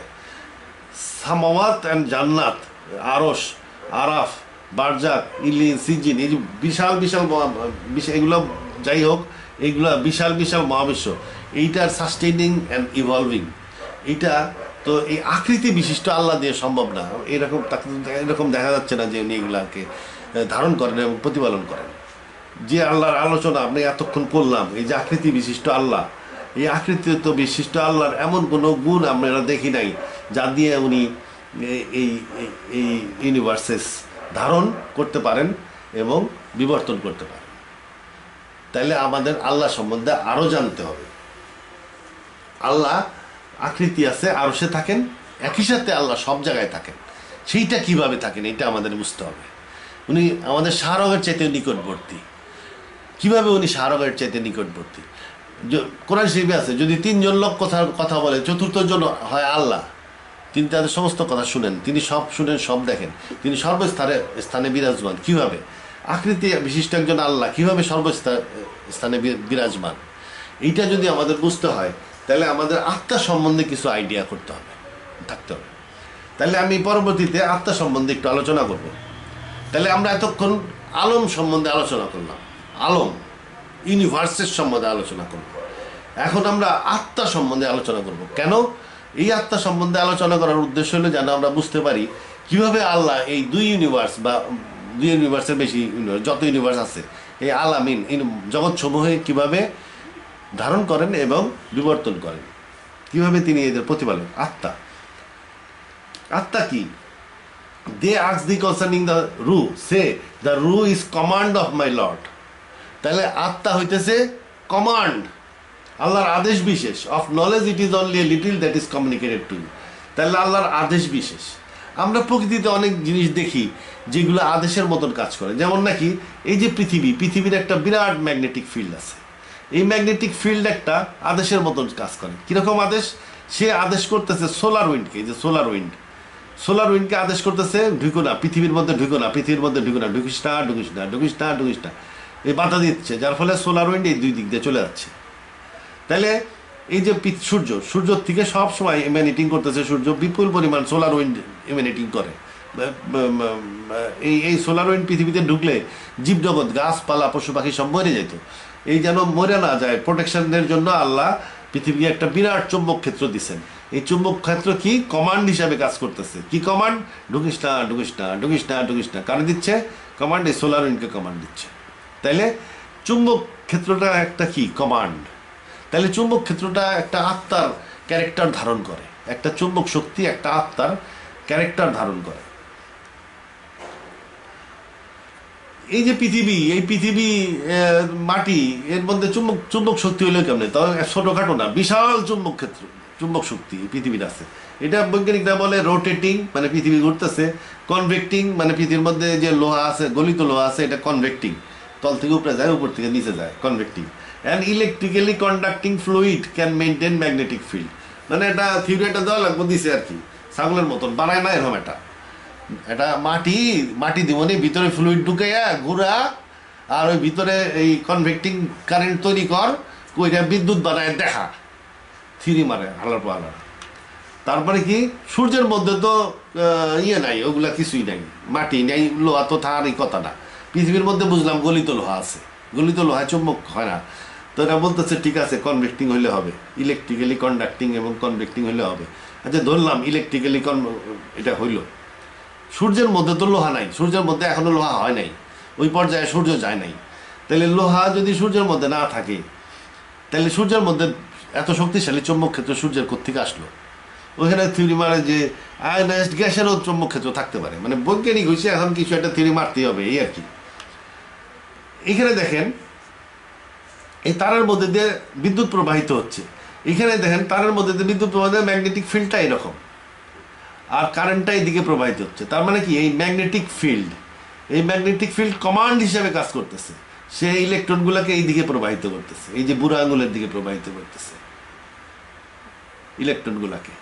তাহলে এই ম্যাগনেটিক ফিল্ড কি করতেছে, একটা ইলেকট্রনের উপরে কমান্ড হিসেবে কাজ করতেছে। তাহলে আমরা কনফার্ম করা যায় যে হ্যাঁ, ম্যাগনেটিক ফিল্ড একটা আত্মার চরিত্র ধারণ করে, ক্যারেক্টার ধারণ করে। তারপরে এখানে দেখেন একটা অ্যাটম, অ্যাটম অ্যাটম হলো, অ্যাটমের মাধ্যমেই মহাবিশ্বটা তৈরি। অ্যাটম তৈরি হওয়া মানে মহাবিশ্ব তৈরি হওয়া। অ্যাটম তৈরি হওয়া, পুরো মহাবিশ্বের সব কিছুই অ্যাটমের তৈরি, সব কিছুই অ্যাটমের তৈরি। অ্যাটম তৈরি হওয়া মানে মহাবিশ্ব তৈরি হয়ে যাওয়া। তারপরে এই অ্যাটমের মধ্যে আমরা কি দেখতে পাই, এই অ্যাটমের মধ্যে তিনটা ফোর্স ফিল্ড কাজ করে। এটা হলো স্ট্রং নিউক্লিয়ার ফোর্স ফিল্ড, এটা কিন্তু ম্যাগনেটিক ফিল্ড না, ম্যাগনেটিক ফোর্স ফিল্ড না, এটা হলো স্ট্রং নিউক্লিয়ার ফোর্স ফিল্ড। এটা খুব পাওয়ারফুল একটা ফোর্স ফিল্ড, কিন্তু এটার এলাকা খুব সীমাবদ্ধ থাকে। স্ট্রং নিউক্লিয়ার ফোর্স ফিল্ড কী করে, এই প্রোটনগুলোকে নিউক্লিয়াসের মধ্যে ধরে রাখে। প্রোটনগুলা রিপালসিভ, এই প্রোটনগুলা রিপালসিভ, এটা সুইটে চলে যাওয়ার কথা, কিন্তু এরা রিপালসিভ হওয়া সত্ত্বেও, একটা আর একটার থেকে রিপালসিভ হওয়া সত্ত্বেও এরা একসাথে জড়াজড়ি করে থাকে। কেন? স্ট্রং নিউক্লিয়ার ফোর্স ফিল্ড এটাকে ধরে রাখে। তাহলে স্ট্রং নিউক্লিয়ার ফোর্স ফিল্ড কি, একটা কমান্ড। তাকে এই কমান্ডটা দেওয়া হয়েছে, প্রোটনকে কমান্ড দেওয়া হয়েছে। কি কমান্ড দেওয়া হয়েছে, যে সব জড়াজড়ি করে একসাথে নিউক্লিয়াসের মধ্যে থাকবি, খবরদার নিউক্লিয়াসের বাইরে যাবি না, কমান্ড। যেহেতু এই strong nuclear force field command হিসাবে কাজ করতেছে, অ্যাটমের নিউক্লিয়াসটা টিকে আছে, নাহলে এই নিউক্লিয়াস ভেঙে যেত, প্রোটনগুলো ছড়াই মরাই যায়, একটার একটার থেকে দূরে চলে যেত, যার ফলে নিউক্লিয়াস থাকতো না। নিউক্লিয়াস না থাকলে তো অ্যাটমও থাকতো না। অ্যাটম না থাকলে, সমস্ত অ্যাটম যদি না থাকে, তাহলে সমস্ত ইউনিভার্স শেষ। তাহলে স্ট্রং নিউক্লিয়ার ফোর্স ফিল্ড কি, একটা কমান্ড, এটা একটা আত্মার চরিত্র ধারণ করে। তারপরে ইলেকট্রোম্যাগনেটিক ফোর্স ফিল্ড, এই যে ম্যাগনেটিক ফিল্ড, এই কি করতেছে, ইলেকট্রনগুলোকে অরবিটের মধ্যে রাখছে, ঘোরাচ্ছে। তাহলে এই ম্যাগনেটিক ফোর্স ফিল্ড এটাও একটা আত্মার ক্যারেক্টার ধারণ করে, কমান্ড হিসাবে কাজ করে। এই কমান্ডটা কার উপরে, ইলেকট্রনের উপরে। এই কমান্ড, ইলেকট্রনগুলোর কমান্ড দিচ্ছে কি, যে এই অরবিটগুলোর মধ্যে থাক, অরবিটের বাইরে যাস না, কিংবা নিউক্লিয়াসের উপরে যায় ধাক্কা খাস না, অরবিটের মধ্যে থাক, ঘুরতে থাক, ঘুরতে থাক। এমন সুন্দরভাবে ঘুরাচ্ছে, একটা একটার সাথে গুতা লাগায় না, প্রত্যেকের অরবিট নির্দিষ্ট আছে। এখানে তো তিনটা মাত্র ইলেকট্রন, 50-60টা ইলেকট্রন আলা অ্যাটমও আছে, ঠিক মতন ঘুরতেছে। কে ঘুরাচ্ছে? এই ম্যাগনেটিক ফোর্স ফিল্ড। এটা তাহলে একটা কমান্ড হিসাবে কাজ করতেছে। যেহেতু এটা কমান্ড হিসাবে কাজ করতেছে, সেহেতু এটা একটা আত্মার ক্যারেক্টার ধারণ করতেছে। এবারে উইক নিউক্লিয়ার ফোর্স ফিল্ড, এটাও অ্যাটমের মধ্যে কাজ করে এবং কিছু বিকিরণ ঘটায়। মানে সে বিকিরণ ঘটানো মানে কি, এই নিউক্লিয়াসের মধ্যে থেকে এই প্রোটন মোটন ভেঙে কি সব করে ইলেকট্রন কিছু আউট করে দেয়। তার মানে অর্থাৎ সে ব্যালেন্স মেনটেন করে আর কি। তাহলে আমরা অ্যাটমের মধ্যে তিনটা ফোর্স ফিল্ড পাইলাম। এই তিনটা ফোর্স ফিল্ডই কমান্ড হিসাবে কাজ করে, অর্থাৎ এইগুলাকে আমরা রুহ বা আত্মা বলতে পারি, রুহ বলতে পারি, রুহ।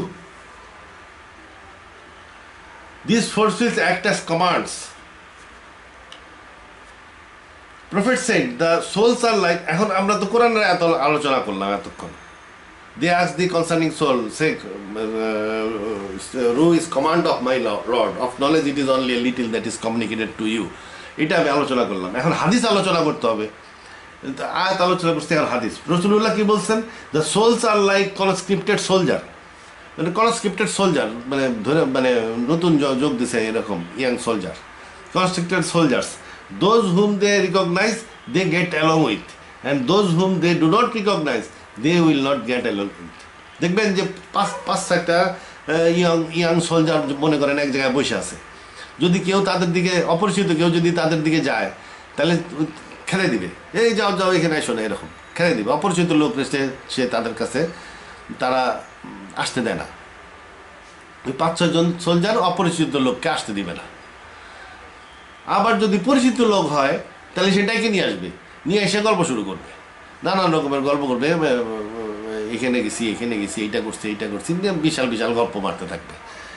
আর অপরিচিত লোককে তারাই দিবে, যে ভাবটা এরকম যে তার কাছে অনেক সিক্রেট আছে, কাছে আসা যাবে না, সে বিশ্বাস করে না। তা যাই হোক, তাহলে এখানে এই হাদিসে কি বলতেছে? অপরিচিত লোককে তারাই দেয়, পরিচিত লোককে ডাইকে আনে। তার মানে কি? এটা কি সোলস? সোলস থাকলে কি অ্যাট্রাকটিভ বা রিপালসিভ ফোর্স হিসাবে এই হাদিসে বর্ণনা করা আছে।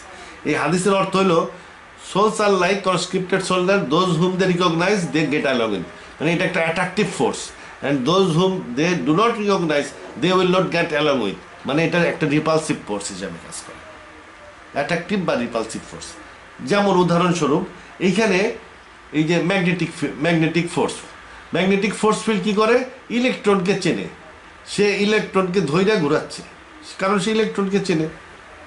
সে প্রোটনকে চিনে না, এই জন্য প্রোটনকে সে ডিস্টার্ব করে না। তাহলে এই হাদিস অনুযায়ী এই ম্যাগনেটিক ফিল্ড একটা সোল, আত্মা। তারপরে স্ট্রং নিউক্লিয়ার ফোর্স ফিল্ড, এ কি করে? এ প্রোটনগুলোরে চিনে, এই জন্য প্রোটনগুলোকে ধৈর্য সেন্টারে বসায় রাখছে, সে প্রোটনগুলোকে চিনে। সে ইলেকট্রনগুলোকে চিনে না, যার ফলে সে ইলেকট্রনের ডিস্টার্বও করে না। ইলেকট্রনগুলোকে যদি চিনতো তাহলে ইলেকট্রনগুলোকেও এর মধ্যে টান দিয়ে নিয়ে বসাইতো, কারণ এই স্ট্রং নিউক্লিয়ার ফোর্স ফিল্ড অনেক পাওয়ারফুল ফোর্স ফিল্ড, এর টান দিয়ে নিয়ে এর মধ্যে বসাইতো, অ্যাটমের কাম সারা, অ্যাটম শেষ। তাহলে সে কী করে? ইলেকট্রনকে সে চিনে না, যার ফলে সে ডিস্টার্ব করে না। তাহলে এই হাদিস অনুযায়ীও আমরা দেখলাম যে এই যে তিনটা force field, strong nuclear force field, week nuclear force field এবং ইলেকট্রোম্যাগনেটিক ফোর্স ফিল্ডস, এরা বিভিন্ন ধরনের আত্মা। তাহলে বৈজ্ঞানিকরা যেটাকে ফোর্স ফিল্ড বলতেছে সেটাই ধর্ম বইতে আত্মা বলা হয়। আমি আবার বলি, বৈজ্ঞানিকরা যেটা ফোর্স ফিল্ড বলতেছে সেটাকেই ধর্মগ্রন্থে আত্মা বলা হয়, এবং ধর্মগ্রন্থ বৈজ্ঞানিকদের বই থেকে অনেক আগের থেকেই আছে, অনেক আদি। বৈজ্ঞানিকরা একটা নতুন নাম দিচ্ছে আর কি পুরান জিনিসের, তাছাড়া আর কিছুই না, জিনিস একই, যাহাই সোল তাহাই force field. Therefore a force field and a soul are the same thing, একই জিনিস। তাহলে আমরা বলতে পারি এ সিম্পল সোল বা এলিমেন্টারি সোল, যেটা ভাঙলে ওই রকম সোল ছাড়া আর কোনো সোল পাওয়া যাবে না। এ সিম্পল বা এলিমেন্টারি সোল, যেটাকে বলা হয় রুহ, can be defined as a design force field. Design force field কেন? এইগুলো তো ডিজাইন, এর নিজস্ব পরিমাণ বা মাত্রা আছে। এই যে ম্যাগনেটিক ফিল্ডের একটা মাত্রা আছে, পরিমাণ আছে, এটা অ্যাটমের সাথে ফিটিং হয়েছে, তার মানে কি এটা একটা ডিজাইন ফোর্স ফিল্ড। তারপরে এই স্ট্রং নিউক্লিয়ার ফোর্স ফিল্ডের একটা মাত্রা আছে, সে একটা অ্যাটমের মধ্যে ফিটিং হয়েছে, তার মানে কি এটা একটা ডিজাইন। তাহলে design force field. Elementary soul can be defined as a design force field that works as a command to the subatomic particle. Subatomic particle মানে ইলেকট্রন, প্রোটন, নিউট্রনের উপরে যে কমান্ড হিসাবে কাজ করে তাকে রুহ বা সিম্পল সোল বলা হয়। A simple soul can be defined as a design force field that works as a command to the subatomic particle.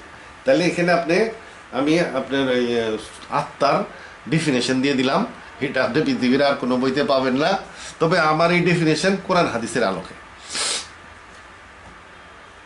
এখন এটা তো সিম্পল সোল বা রুহ, রু আর এক রকমের রু আছে, সেটা কি? সেটা হলো কমপ্লেক্স সোল, সেটা আমি পরে আলোচনা করব। তাহলে এই ইলেকট্রন প্রোটন আমরা তখন আলোচনা করছি এই ইয়েগুলা সম্বন্ধে, এই একটা অ্যাটমের মধ্যে যে ফোর্স ফিল্ডগুলো কাজ করতেছে সেই ফোর্স ফিল্ডগুলো সম্বন্ধে তখন আলোচনা করলাম।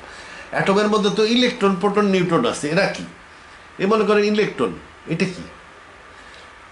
এটাও কিন্তু এক ধরনের সোল, এটাও এক ধরনের রুহ বা নফস, রুহ বা সোল, এক ধরনের সোল। কেন?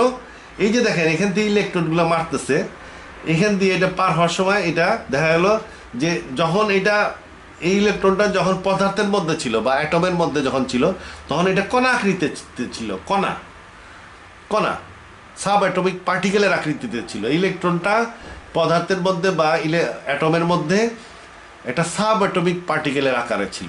যখন এটা দিয়ে পার হয়ে গেল তখন এটা একটা তরঙ্গের আকৃতি লাভ করলো। এই যে তরঙ্গের আকৃতি লাভ করছে দেখেন, এটা যে কোনো দুইটা স্লিটের একটা স্লিট দিয়ে যাওয়ার কথা, গেলে এখানে দুইটা দাগ হওয়ার কথা, কিন্তু দুইটা স্লিটের একটা স্লিট দিয়ে যায় নাই, সে গেছে একটা তরঙ্গের আকৃতিতে, যার ফলে একটা ইন্টারফারেন্স প্যাটার্ন সৃষ্টি হয়েছে। ইন্টারফারেন্স প্যাটার্ন যেটা প্রমাণ করে যে এই জিনিসটা তরঙ্গের আকৃতিতে এই স্ক্রিন পার হয়েছে। তরঙ্গের আকৃতিতে যদি এই স্ক্রিনটা পার হয়, যদিও স্লট দুইটা, তবুও তরঙ্গ যদি পার হয় তাহলে এটা ইন্টারফারেন্স প্যাটার্ন তৈরি করবে। এটা বোঝা যাচ্ছে যে এই ইলেকট্রনটা এখানে যখন পদার্থের মধ্যে ছিল তখন একটা সাব অ্যাটমিক পার্টিকেল ছিল, কিন্তু যখন এটা চলা শুরু করছে তখন এটা তরঙ্গের আকৃতি লাভ করছে। তাহলে যেহেতু এটা তরঙ্গের আকৃতিতে চলে, তাহলে বোঝা গেল মূলত এটা একটা তরঙ্গ বা আত্মা, সোল। যখন অ্যাটমের মধ্যে যায় থাকে তখন এটা সাব অ্যাটমিক পার্টিকেল হিসাবে থাকে,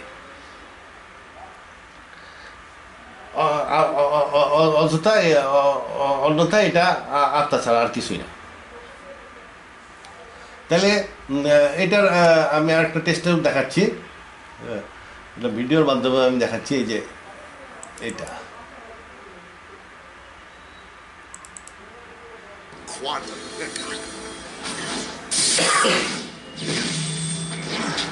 An electron is a tiny, tiny bit of matter, like a tiny marble. Let's fire a stream through one slit. It behaves just like the marble, a single band. So, if we shoot these tiny bits through two slits, we should get, like the marbles, two bands. What? An interference pattern. We fired electrons, tiny bits of matter, through. We get a pattern like waves, not like little marbles.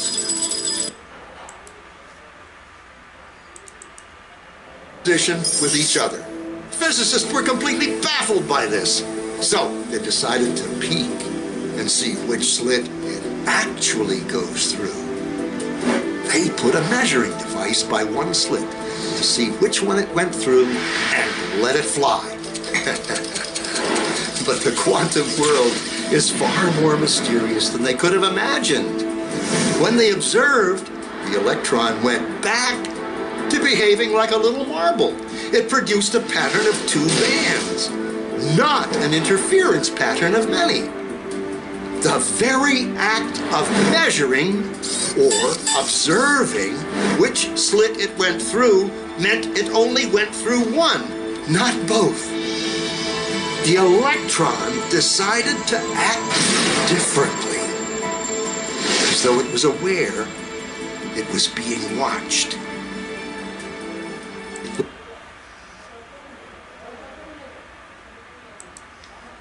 তাহলে এটা শুধু তরঙ্গের আকারে চলে তাই না, এটার চেতনাও আছে। যখন এটাকে অবজার্ভ করা হলো তখন দেখা গেল যে সে আবার সেই ইলেকট্রনের আকৃতিতেই চলতেছে বা সাবঅ্যাটমিক পার্টিকেলের আকৃতিতেই চলতেছে। তার মানে এটার চেতনা আছে, এই ইলেকট্রনের চেতনা আছে, কনসাস এটা। তাইলে যেহেতু এটার কনসাস এবং এটা তরঙ্গের আকৃতিতে চলে, তার মানে এটা একটা আত্মা। তাহলে ইলেকট্রন, প্রোটন, নিউট্রন এরাও বিভিন্ন ধরনের আত্মা বা সোল। আলোচনা করব কম্পোজিট সোল। সোল আসলে দুই রকম, একটা হলো রু, কোরআন অনুযায়ী রু, আর একটা হলো নফস। A composite soul is called নফস। কম্পোজিট সোলকে কি বলা হয়? নফস বলা হয়। এই যে একটা অ্যাটম, এই অ্যাটমের মধ্যে তিনটা ফোর্স ফিল্ড কাজ করতেছে। তিনটা ফোর্স ফিল্ড কাজ করতেছে, electromagnetic force field, strong nuclear force field and weak nuclear force field. এই তিন ফোর্স ফিল্ড মিলা এই অ্যাটমের নফস তৈরি করে। এই তিন ফোর্স ফিল্ড বা তিনটা রুহ মিলা এই অ্যাটমের নফস তৈরি করছে। এই নফসটা পার্টিকেল, সাবঅ্যাটমিক পার্টিকেলগুলোকে ধরে এবং এই অ্যাটমকে অস্তিত্ব দান করে। তাহলে নফস কি? দিস থ্রি রু is in combination forms the নফস অফ অ্যান অ্যাটম। অ্যাটমের নফস তৈরি করলো কি? তিনটা রু মিলা বা তিনটা ফোর্স ফিল্ড মিলা একটা নফস তৈরি হইল। তো এই নফসকে আমরা, এই আত্মাকে আমরা বলবো কম্পোজিট সোল বা নফস। The nerves hold the subatomic particle and forms the atom. This is the soul of matter. তাহলে এটাকে, এই যে নফসটা তৈরি হলো, এটাই হলো পদার্থের আত্মা। রাসূলুল্লাহ বলছেন যে পদার্থেরও আত্মা আছে। Therefore, a nafs is a combination of rules বা force fields. কয়েকটা ফোর্স ফিল্ড মিলে একটা নফস তৈরি করে, designed two sustain a system. এটা সিস্টেম সাস্টেইন করে। অ্যাটম একটা সিস্টেম, এই সিস্টেমকে সাস্টেইন করে কে? একটা নফস। এই নফসটা কিসের মাধ্যমে তৈরি? তিনটা ফোর্স ফিল্ড বা রুলের মাধ্যমে তৈরি। তাহলে এটা একটা নফসের ডেফিনেশন। নফস can be defined as a combination of rules or force field design two sustain a system.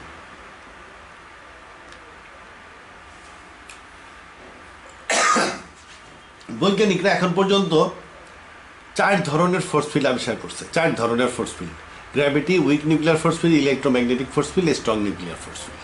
এই 4 ধরনের ফোর্স এখন পর্যন্ত বৈজ্ঞানিকরা আবিষ্কার করছে।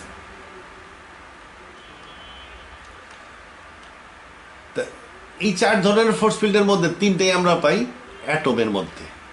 অ্যাটম নিয়ে অনেক গবেষণা হয়েছে, বৈজ্ঞানিকরা অ্যাটম বোম টম বানাইছে। এই জন্য এই অ্যাটমের মধ্যে যে ফোর্স ফিল্ডগুলো কাজ করে এটা আবিষ্কার হয়ে গেছে। এই 3 ধরনের, এই 3টা হলো অ্যাটমের মধ্যে আমরা পাই। অবশ্য অ্যাটমের মাধ্যমে এই মহাবিশ্ব তৈরি, না অ্যাটম ছাড়া আর কি আছে? সবই তো অ্যাটম। অ্যাটমের মাধ্যমেই সৃষ্টি জগৎ তৈরি হয়েছে।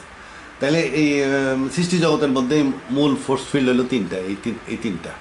আর ওভারঅল ইউনিভার্সকে ডিজাইন করছে গ্র্যাভিটি। তাহলে এটা অ্যাটমের মধ্যে পাওয়া যায়। এই যে বৈজ্ঞানিকদের ধারণা অনুযায়ী এই 3টা ফোর্স ফিল্ড, এই 3টা সৃষ্টির শুরুতে 3টা ফোর্স ফিল্ড একত্রিত অবস্থায় ছিল। এই যে একত্রিত অবস্থা, এটাকে বলা হয়, তারা বলে গাট ফোর্স। গাট ফোর্স বলে, গাট ফোর্স। গাট মানে হলো গ্র্যান্ড ইউনিফাইড থিওরি। এই গ্র্যান্ড ইউনিফাইড থিওরি দিয়েই প্রফেসর সালাম উনি নোবেল প্রাইজ পাইছেন। এটা নোবেল প্রাইজ পাওয়া একটা থিওরি। এই থিওরি অনুযায়ী আদিতে সমস্ত এই 3টা ফোর্স, এই 3টা, গ্র্যাভিটি না কিন্তু, এই 3টা ফোর্স একত্রিত ছিল। যখন তাপমাত্রা 10⁻27 ডিগ্রি কেলভিনে নেমে আসছে মহাবিশ্বের তাপমাত্রা, তখন strong nuclear force field separate হয়েছে। যখন তাপমাত্রা 10⁻15 ডিগ্রি কেলভিনে নামছে, তখন উইক নিউক্লিয়ার ফোর্স ফিল্ড এই ইলেকট্রোম্যাগনেটিক ফোর্স ফিল্ড থেকে সেপারেট হয়েছে। এই 3টা ফোর্স ফিল্ড আসলে একত্রিত অবস্থায় ছিল। এটাকে বলা হয়, সায়েন্টিস্টরা বলে গাট ফোর্স। তাহলে গাট ফোর্সের মাধ্যমেই মহাবিশ্ব সৃষ্টি হয়েছে। মহাবিশ্ব সৃষ্টি কিসের মাধ্যমে? এই গাট ফোর্সের মাধ্যমে। এই ইলেকট্রোম্যাগনেটিক ফোর্সের মাধ্যমে ম্যাগনেটিক ফোর্স ফিল্ডও হয়েছে, আবার পার্টিকেলগুলোও তৈরি হয়েছে, সাবঅ্যাটমিক পার্টিকেলগুলো। তাইলে মহাবিশ্ব তৈরি গাট ফোর্সের মাধ্যমে। আর এটাকেই ধর্ম বইতে বলা হয়েছে প্রোভাইডেড সোল। আল্লাহ বলতেছে যে সে একটা সোল দিছিল, সেই সোল দিয়া বা নফস দিয়েই এই মহাবিশ্ব সৃষ্টি করা হয়েছে। তাহলে কোরআনে বা বাইবেলে বলা হচ্ছে যে সোল দিয়ে মহাবিশ্ব সৃষ্টি, আর বৈজ্ঞানিকরা বলছে গাট ফোর্স দিয়ে মহাবিশ্ব সৃষ্টি। তার মানে ফোর্স আর সোল একই জিনিস। একজন সোল বলে আর একজন ফোর্স বলে, এছাড়া পার্থক্য নেই। কারণ এই যে আল্লাহ বলতেছে যে আমি সোল দিয়ে সৃষ্টি করছি মহাবিশ্ব, আর বৈজ্ঞানিকরা বলতেছে গাট ফোর্স দিয়ে সৃষ্টি হয়েছে মহাবিশ্ব। মানে অ্যাটমগুলো তৈরি হয়েছে। অ্যাটম তৈরি হওয়া মানে মহাবিশ্ব তৈরি হওয়া, একই কথা। অ্যাটম তৈরি করা আর মহাবিশ্ব তৈরি করা একই। মহাবিশ্ব অ্যাটমের তৈরি। তাইলে মহাবিশ্ব তৈরি হয়েছে গাট ফোর্স দিয়া অথবা প্রোভাইডেড সোল, যেটা আল্লাহ দিছে সেইটা দিয়া। তাহলে এই সোল আর ফোর্স একই জিনিস। According to the Quran gravity is not provided.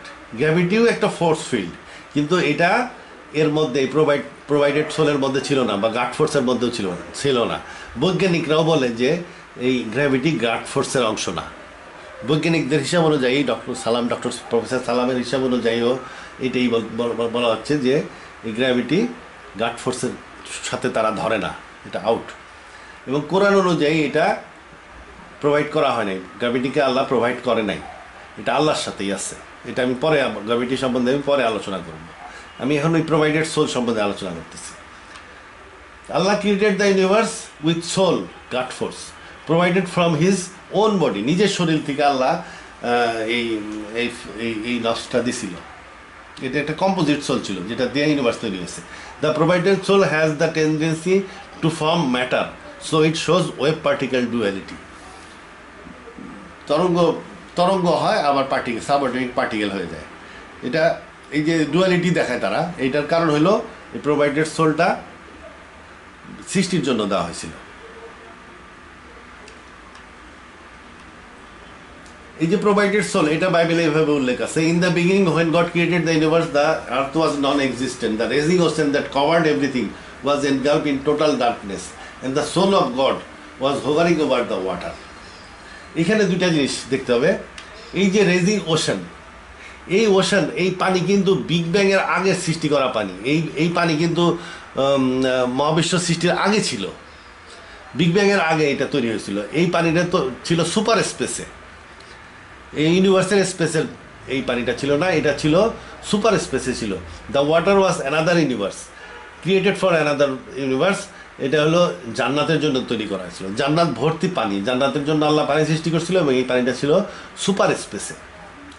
আর এই যে সোল অফ গড, এই সোল অফ গড মানে কি, এই যে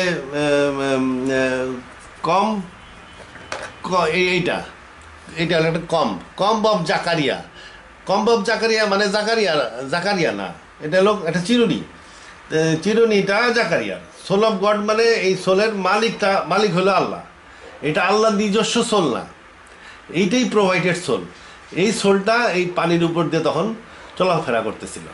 এটা প্রোভাইডেড সোল, যে সোলটা আল্লাহ প্রোভাইড করছিল কিসের জন্য? এই মহাবিশ্ব তৈরি করার জন্য। সোল অফ গডকে আল্লাহ নিজের সোল থেকে আলাদা করে দিয়ে দিছিল, কাইটে দিয়ে দিছে, প্রোভাইডেড সোল। তো এটা বাইবেলের আর একটা আয়াত পড়লেই, এই একই আয়াত আর একটা বইতে পড়লে, বাইবেল তো অনেক পরিবর্তন হয়ে গেছে, এই জন্য আর একটা বই থেকে পড়লে, এই যে নক্স বাইবেল, এটা হলো ভ্যাটিকানের ক্যাথলিক বাইবেল, এটার মধ্যে এটা স্পষ্ট বোঝা যায়। God at the beginning of time created the heaven and earth. Earth was still an empty vast, and the darkness hung over the deep, but already over its waters, এই water মানে এই water, stirred the breath of God. এই যে soul of গডকে এই Catholic বাইবেলে breadth of god বলা হয়েছে। Breadth of god মানে কি, গড ব্রেথ আউট করছিল, ফুৎকার করে দিয়ে দিয়েছিল এই সোলটাকে। এই জন্য এটা প্রোভাইডেড সোল বলতে হবে। আল্লাহ এটাকে প্রোভাইড করছিল। কেন প্রোভাইড করছিল? এই সোল দিয়েই ইউনিভার্সের তৈরি। এই যে তাহলে এই সোল প্রোভাইডেড সোল কেন? এটা দিয়ে সামাওয়াত বা মহাবিশ্ব তৈরি। আর ওয়াটার, এই ওয়াটারটা কেন তৈরি করা হয়েছিল? এটা জান্নাতের জন্য তৈরি করছিল। এটা আলাদা মহাবিশ্বের, জান্নাত একটা আলাদা মহাবিশ্বর জন্য তৈরি করা হয়েছিল এই পানি। এবং এইটাও সুপার স্পেসের মধ্যে ছিল, এটাও সুপার স্পেসের মধ্যে ছিল। তাহলে আমরা দুইটা জিনিস পাইলাম, একটা সোল পাইলাম বা কম্পোজিট সোল, নফস পাইলাম, আর একটা হলো পানি পাইলাম। এই সোল এবং পানি কোরআনে উল্লেখ আছে। Quran, he it is who created the skies and the lands, মানে সামাওয়াত আল আরদ, in 6 days, and his throne was over the water. এই ওয়াটার, তাহলে এই ওয়াটারটার কথা কোরআনে উল্লেখ আছে। আর এই সোলের কথা উল্লেখ আছে Quran, he created you from a soul single নফসিন ওয়াহিদাতিন। তোমাদেরকে সৃষ্টি করছেন নফসিন ওয়াহিদাতিন থেকে। তাহলে নফসিন ওয়াহিদাতিন যা ওই প্রোভাইডেড সোল, একই কথা। আল্লাহ এই সোলটাকে নিজের নফস থেকে, আল্লাহ এটা একটা সোল, এটা কম্পোজিট সোল ছিল, এই কম্পোজিট সোল বা নফস, এই নফসটাকে নিজের নফস থেকে আলাদা করে কাইটা দিয়ে দিচ্ছে আর কি। কিসের জন্য? এই ইউনিভার্স বা এই মহাবিশ্ব তৈরি করার জন্য। আর এর আগে আল্লাহ পানি সৃষ্টি করছিল অন্যভাবে, এবং নিজের থেকেও সৃষ্টি করতে পারে, কারণ কিছু না থেকে, একেবারে নাথিং থেকে তো আর তৈরি করা যায় না। আল্লাহ নিজের নিজের নফসকে দিয়েই সব কিছু অংশ দিয়েই এগুলো তৈরি করছে। তবে এটার আলাদা সৃষ্টি এটা। তাহলে সোল বাইবেল অনুযায়ী the god commanded let there be light. যখন আল্লাহ এটাকে অর্ডার দিলেন লেট দেয়ার বি লাইট, লাইটই হইতেছে এটার মধ্যে বেশি ছিল লাইট। লাইট মানে ইলেকট্রোম্যাগনেটিক ফোর্স ফিল্ড। লাইট আর ইলেকট্রোম্যাগনেটিক ফোর্স ফিল্ড একই জিনিস। যখন বললো যে লাইট বাইর করে দাও, তাহলে লাইট যদি এটা বাইর করে দেয় তাহলে অন্য ফোর্স ফিল্ডও আউট হয়ে যাবে, মানে ভেঙে যাবে, এটা ভেঙে যাবে। তাই হয়েছে আর কি। যখন অর্ডার দিল লেট দেয়ার বি লাইট, তাহলে এটা কি হলো, এই সোলটা ভেঙে গেল এবং অনেকগুলা সোল হয়ে গেল, সোল বা নফস বা রুহ হয়ে গেল। এটা হলো লাইট। লাইট কি? ইলেকট্রোম্যাগনেটিক ফোর্স ফিল্ড বা লাইট। এইটা তারপরে কি হলো? স্ট্রং নিউক্লিয়ার ফোর্স ফিল্ড, তারপরে উইক নিউক্লিয়ার ফোর্স ফিল্ড। এই তিনটা ফোর্স ফিল্ড ভেঙে গেল এবং তিনটা পাওয়া গেল। তাহলে এই তিনটার মাধ্যমেই তৈরি হলো কি? Big bang. এটা বৈজ্ঞানিকদের সাপোর্ট, বৈজ্ঞানিকদের থিওরি অনুযায়ী আমরা এটা বানাইছি যে light, strong force, week force, এর মাধ্যমে বিগ ব্যাং তৈরি হলো এবং মহাবিশ্বের যাত্রা শুরু হয়ে গেল। তাহলে গাড ফোর্স অনুযায়ী এই তিনটা ফোর্স ফিল্ডই ছিল। তাহলে এইগুলো আমি অতিরিক্ত আঁকছি, এই রুগুলা এলিমেন্টারি সোলগুলো অতিরিক্ত আঁকছি। কেন? কারণ আমার মতে এই যে প্রোভাইডেড সোল নফসিন অহিদাতিন, এই নফসিন অহিদাতিন বা প্রোভাইডেড সোল বা that soul that was hovering over the water, এই সোলের মধ্যে অনেক অজানা ফোর্স ফিল্ড ছিল বা অজানা রু ছিল। এই অজানা রু কেন? এই অজানা রু দিয়ে প্রাণীর আত্মা সৃষ্টি করেছে, প্রাণীর নফস সৃষ্টি করা হয়েছে, প্রাণীর নফস। তাহলে আননোন ফোর্স ফিল্ড ছিল, আননোন ফোর্স ফিল্ডের মাধ্যমে কি হয়েছে? যেমন মনে করেন এই হিউম্যান সোল, মানুষের soul is a combination of known and unknown force fields.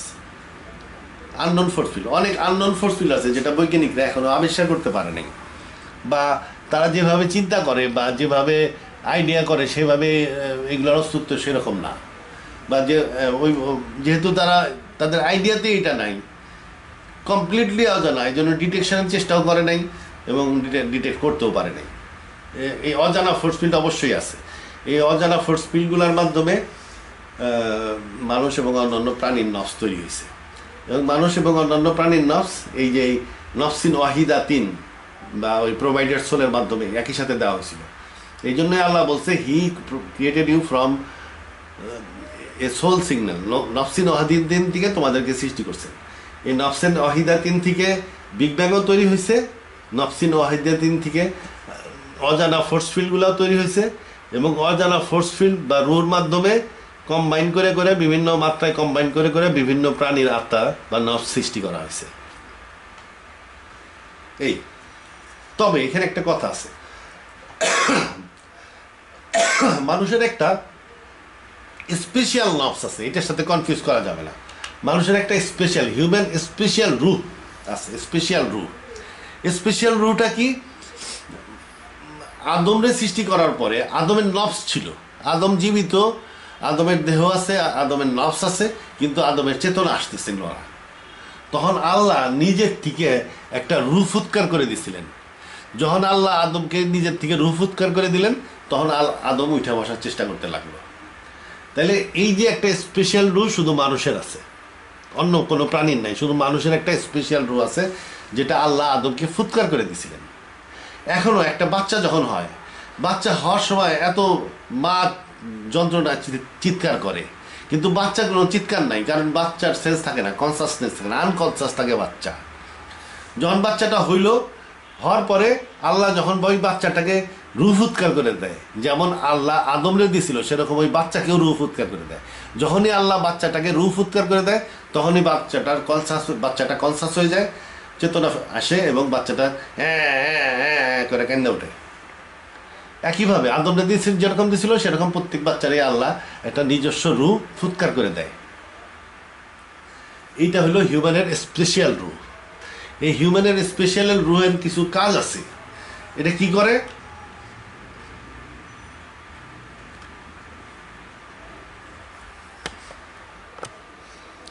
এটা মানুষের স্পেশাল যে এই রুটা, এটা মানুষের কলব সৃষ্টি করে বা মাইন্ড তৈরি করে। মাইন্ড তৈরি করা মানে চেতনা সৃষ্টি করা, চেতনা সৃষ্টি করা মানে একটা মানুষ, আল্লাহ বলে কি আমি ঘুমন্ত অবস্থায় তার রূহ কবজ করি। ওই যে স্পেশাল রূহ আল্লাহ দিছিল সেইটাকে আল্লাহ কবজ করে। যখন আল্লাহ রূহটাকে কবজ করে নিয়ে যায় তখন মানুষ ঘুমায় পড়ে। আবার যখন আল্লাহ রূহ ফেরত দেয় তখন তার মাইন্ডটা আবার তৈরি হয়, সে চিন্তা করা শুরু করে। যখনই সে চিন্তা করা শুরু করে তখনই তার ঘুমটা ভেঙে যায়। একটা জাগরিত মানুষ মানে চিন্তাশীল মানুষ। একটা মানুষ ঘুমায় আছে, ঘুম ভেঙে গেলেও সে চিন্তা করা শুরু করলো যে আমি একটু পরে ওইটা অফিসে যাব, তার মানে তার ঘুম শেষ। সে চোখ খুলুক আর না খুলুক তার ঘুম শেষ। তাহলে বোঝা যাচ্ছে যে এই রুর সাথে চেতনা সম্পর্কিত, চেতনার সাথে মাইন্ড সম্পর্কিত। মাইন্ড ক্রিয়েট করে এই স্পেশাল রু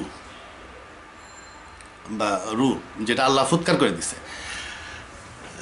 কোরআন হাদিস অনুযায়ী এই রুটা, স্পেশাল রুটা সেটা হলো মানুষের বুকে একটা মাংসপিণ্ড আছে, সেই মাংসপিণ্ডে এই রুটা সেট হয়, স্পেশাল রুটা সেট হয়। আল্লাহ ঘুমের সময় কবজ করে, আবার ঘুম শেষ হয়ে গেলে আল্লাহ ফেরত দেয়। এই বুকের মাসেলে এটা সংযোজিত হয় এবং বুকের মাসেলের সাথে যে নার্ভস আছে এই নার্ভসের সাথে কানেকশন আছে ব্রেনের। তাইলে ব্রেন, নার্ভ, বুকের মাসেল এবং এই স্পেশাল রু, এই চাইরে মিলে তৈরি হয় হলো মানুষের মন তৈরি হয়।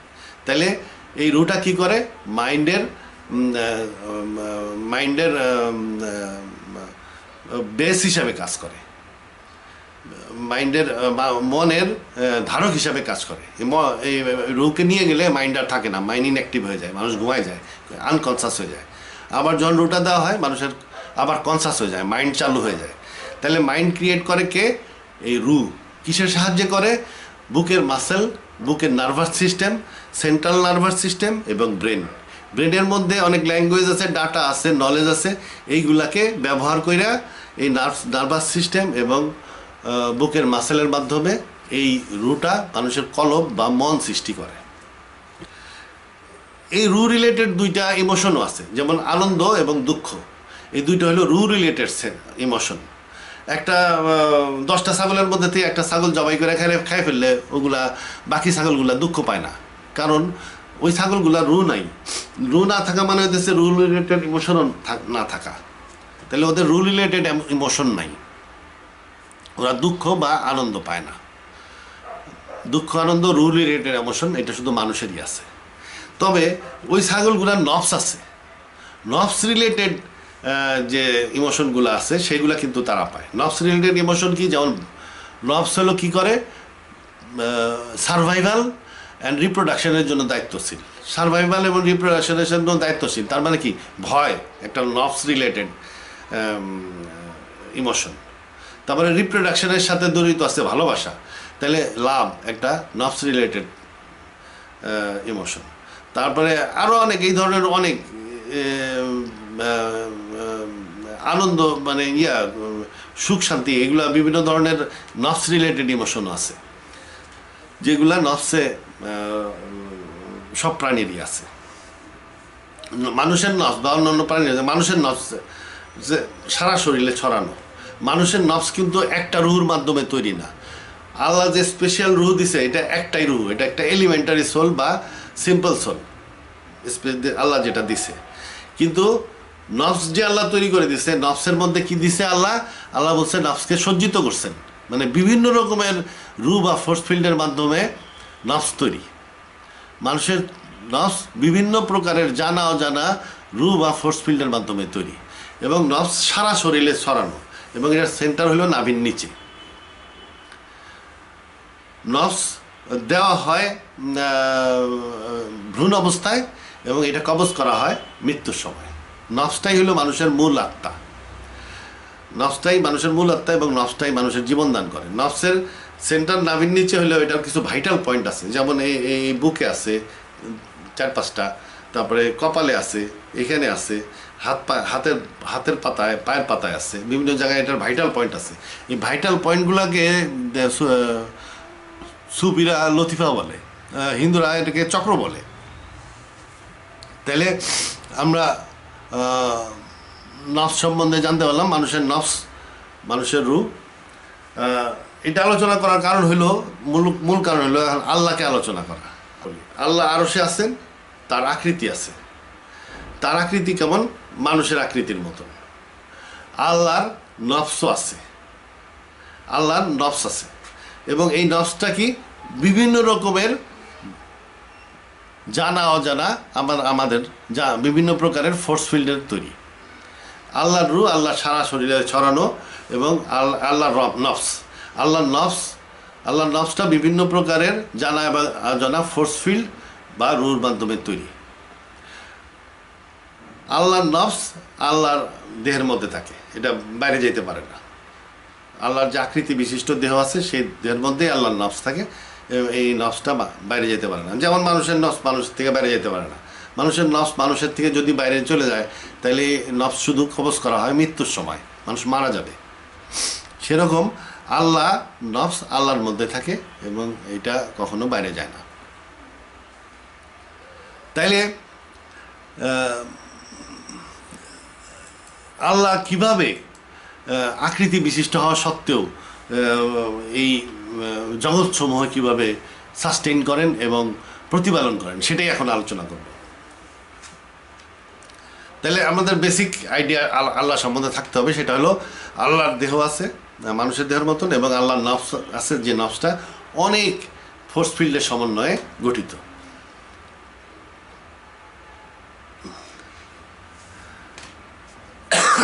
আল্লাহ এই ইউনিভার্সগুলোকে সাস্টেইন করেন এবং ইভলভ করেন কিভাবে?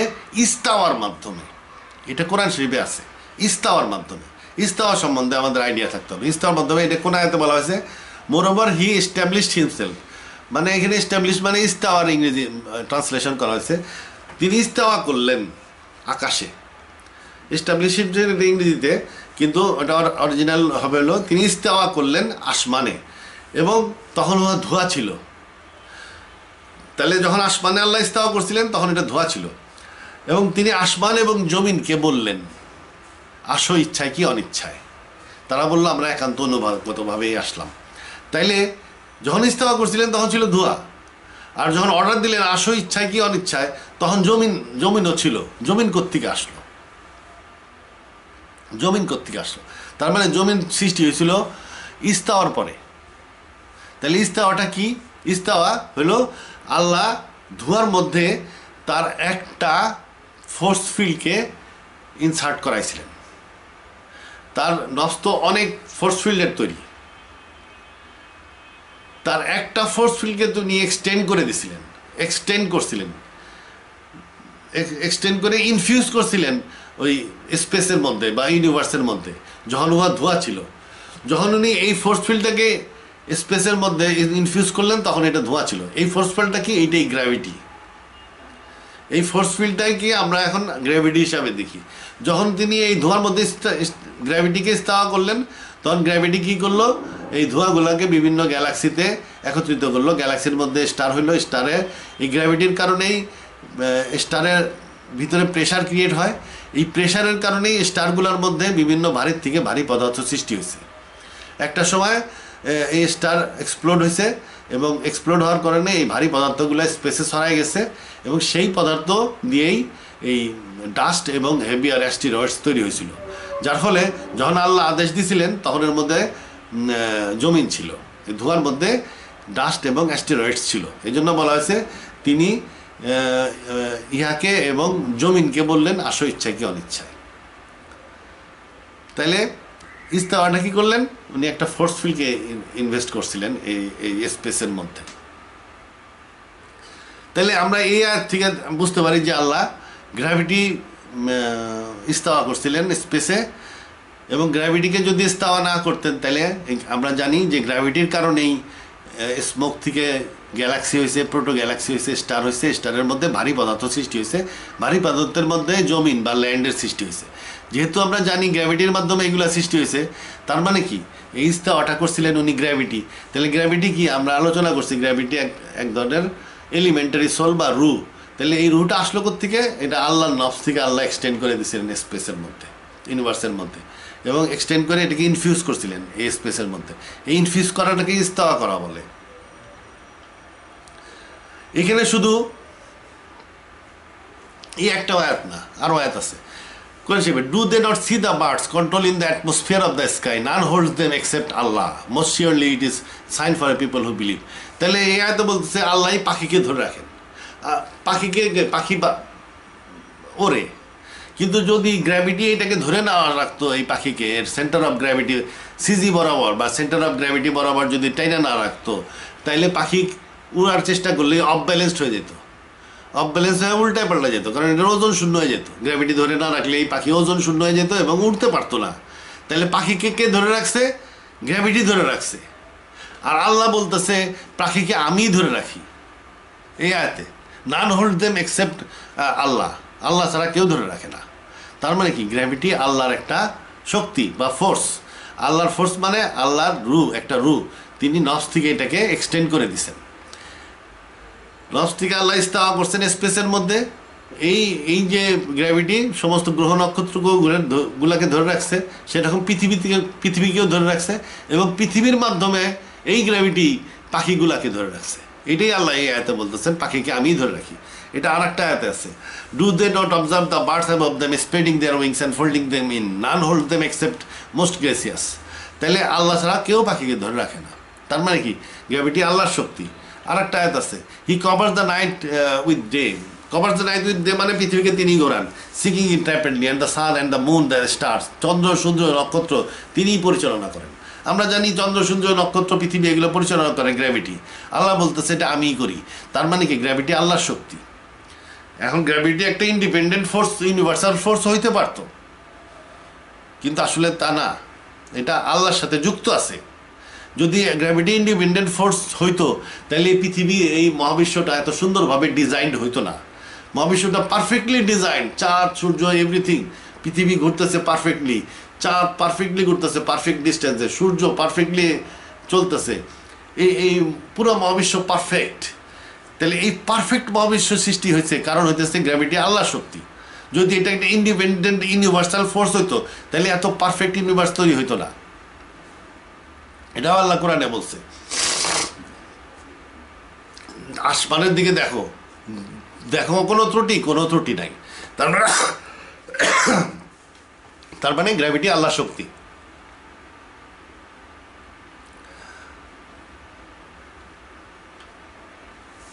তো শুধু গ্র্যাভিটি না, তাহলে আল্লাহ দেখা গেল যে একটা ফোর্স ফিল্ড, একটা ফোর্স বা রুকে তিনি, তার নফস তো অনেক ফোর্স ফিল্ড বা রুর মাধ্যমে গঠিত, তার একটা ফোর্স বা রুকে তিনি এক্সটেন্ড করছে ইউনিভার্সে। শুধু এইটা না, আরও আছে। বৈজ্ঞানিকরা 1990-এর দশকে সুপারনোভা কসমোলজিক্যাল প্রজেক্ট এবং হাইজেট সার্চ টিম এরা দেখলো যে ইউনিভার্সের সম্প্রসারণের গতি বাড়তেছে, যার ফলে তারা বুঝলো যে ইউনিভার্সের মধ্যে একটা ফোর্স অফ এক্সপানশন কাজ করতেছে। তাইলে ইউনিভার্সের মধ্যে একটা এক্সপানশনের ফোর্স আছে, এটাকে বৈজ্ঞানিকরা বলে ডার্ক এনার্জি। এই ডার্ক এনার্জিও আল্লাহর শক্তি, কারণ এটা কোরআনে আছে, and the sky we constructed with support and indeed we surely are expander. তাহলে বৈজ্ঞানিকরা বলতেছে একটা শক্তি আছে, ফোর্স ফিল্ড আছে যেটা, বা ফোর্স আছে বা এনার্জি আছে যেটা ইউনিভার্সকে সম্প্রসারণ করে। আর আল্লাহ বলতেছে আমি ইউনিভার্সকে সম্প্রসারণ করি। তার মানে ওই যে ফোর্স যেটা ইউনিভার্সকে সম্প্রসারণ করতেছে, এটা আল্লাহর শক্তি। তাহলে আমরা ডার্ক এনার্জিও পাইলাম আল্লাহর শক্তি হিসাবে। তাহলে দেখা গেল তিনি আর একটা রুকে, শুধু গ্র্যাভিটি না, আর একটা রু বা ফোর্স ফিল্ডকেও উনি ইস্তাওয়া করছিলেন, ইনফিউজ করছিলেন। এছাড়াও ভ্যাকুয়াম এনার্জি, বৈজ্ঞানিকরা এখন আবিষ্কার করছে বা ডেফিনেটলি প্রেডিক্ট করতেছে যে স্পেসের মধ্যে এনার্জি আছে। Vacuum energy is underlying background energy,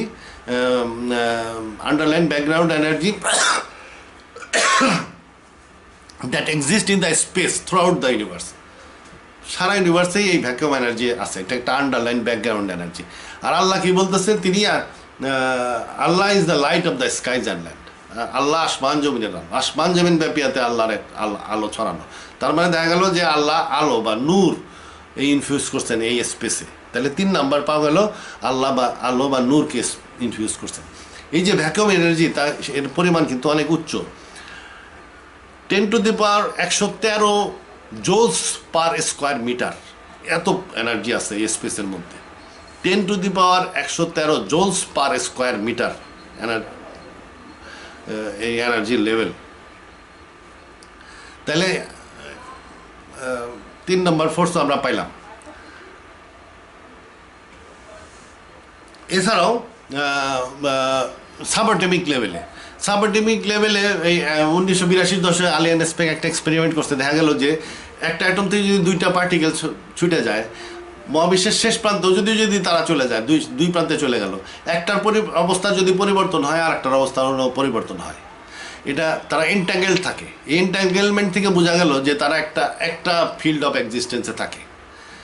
তাহলে এটাও ফোর্স ফিল্ড। এই ফোর্স ফিল্ড তাহলে ইলেকট্রন বা এই প্রোটন নিউট্রন এই কোয়ান্টাম লেভেলেও বিভিন্ন রকমের ফোর্স ফিল্ড আছে যারা এই সাবঅ্যাটমিক পার্টিকেলকে ধরে রাখে। যেমন আল্লাহ যখন ইলেকট্রন বানাইছিল তখন একটা ফোর্স ফিল্ডকে ইস্তাহা করছিল যেটা ইলেকট্রনকে ধরে রাখে। যখন প্রোটন বানাইছিল তখন হয়তো এক বা একাধিক ফোর্স ফিল্ডকে ইনফিউজ বা ইস্তাহা করছিল যেটা প্রোটনকে ধরে রাখে। এরকম বিভিন্ন সাবঅ্যাটমিক লেভেলেও বেশ কিছু ফোর্স ফিল্ড আল্লাহ ইনভেস্ট করছে বা ইস্তাহা করছে। তাহলে এই জন্যই যেহেতু সাবঅ্যাটমিক পার্টিকেলেও আল্লাহ ধারণকারী, এই জন্য আল্লাহ যখন বলেন হও তখন হয়ে যায়। To him is due the প্রাথমিক সৃষ্টি, origin of the skies and land, and when he decrees a matter he says to it be and it is.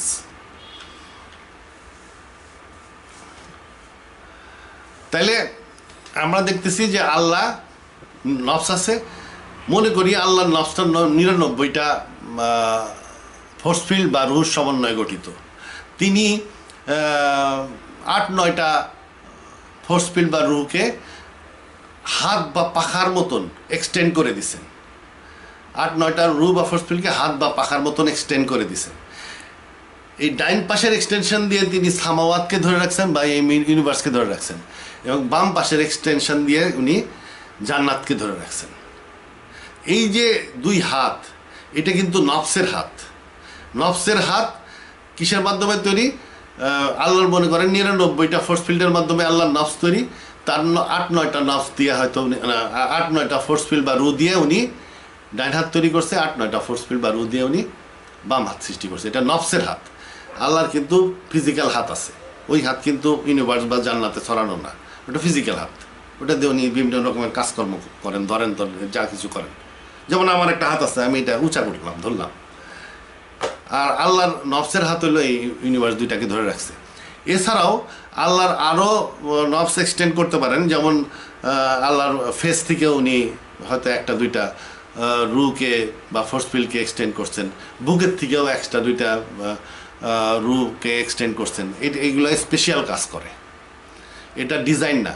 আল্লাহ যে উইং বা হাতের মতন যে হাতে ফোর্স ফিল্ড এক্সপ্লেন করছেন, এগুলোকে উনি ডিজাইন করছেন, এগুলো একটা ফিক্সড ওয়েতে কাজ করে। এই জন্য এই ফিক্সড ওয়েতে কাজ করে দেখেই আমরা এগুলাকে ন্যাচারাল ল বলে মনে করি। কিন্তু আল্লাহ ফেস থেকে বা বুক থেকে যে ফোর্স ফিল্ড এক্সটেন্ড করছেন এগুলা বা করতে পারেন, সেগুলোকে হয়তো উনি ডিজাইন করেন নাই। এগুলোকে সম্ভবত রুহুল কুদ্দুস বলা হয়, পবিত্র আত্মা বলা হয়, ডিজাইন করেন নাই, এটা যা ইচ্ছা তাই করেন ওগুলো দিয়ে দূরবর্তী এলাকায়। তাহলে যেহেতু আল্লাহ এখন এই ইউনিভার্স বিলিয়ন লাইট ইয়ার্স পর্যন্ত ছড়ায় গেছে, যেহেতু আল্লাহ এই বিলিয়ন লাইট ইয়ার্স পর্যন্ত ইউনিভার্স ছড়ায় গেছে, এই জন্য প্রচণ্ড শক্তিশালী পাওয়ারের মাধ্যমে উনি এই দুই ইউনিভার্সকে ধরে রাখছেন দুই হাত দিয়া, নফসের দুই হাত দিয়া। যেহেতু ইউনিভার্স অনেক বিস্তৃত হয়েছে, সেহেতু উনি বিপুল পাওয়ারের মাধ্যমে এই ইউনিভার্স দুইটাকে ধরে রাখছেন, যার ফলে আল্লাহর নূরের তাজাল্লির কারণে আল্লাহর কাছে যাওয়া যায় না। এমনকি আল্লাহ যদি কোনো কিছু দেখতে চান, করতে চান, নিজস্ব কোনো কিছু করতে, ইউনিভার্সের দিকে যদি উনি তাকান বা এই সামনের ফোর্স ফিল্ড দিয়ে যদি কিছু দেখতে চান বা করতে চান, তাহলে ওইখান থেকেও যে পাওয়ার বেরোবে সেটার পরিমাণও হবে অনেক বেশি, এত বেশি আমাদের কল্পনার বাইরে। কারণ ইউনিভার্স অনেক দূরে, যেহেতু দূরত্ব বেশি, সেহেতু খুব বেশি রকম পাওয়ার না দিলে উনি ওই পর্যন্ত ভালো মতন দেখতে বা করতে পারবেন না। তাহলে এই বেশি রকম পাওয়ার ইউনিভার্সের দুইটা মহাবিশ্বই সামাওয়াতেন জান্নাত বড় হওয়ার কারণেই ওনার পাওয়ারের ডেপ্লয়মেন্ট, পাওয়ারের এক্সপোজার অনেক বেশি, যার ফলে ওনার কাছে যাওয়া যায় না। কিন্তু যেদিন বিচার হবে, শেষ বিচারের দিন ইউনিভার্স জড়ায় গুটানো হবে, আল্লাহর মসজিদ মধ্যে চলে আসবে, জান্নাত কাছে চলে আসবে, আরশ কাছে চলে যাবে, সব কিছু ছোট হয়ে যাবে। ছোট হয়ে যাওয়া মানে কি? তার যে পাওয়ার এক্সটেনশন, পাওয়ার যে উনি ইনফিউজ করে ছড়াই দিয়েছেন এক্সটেনশনটা, এটাও ছোট হয়ে কাছের দিকে চলে আসবে।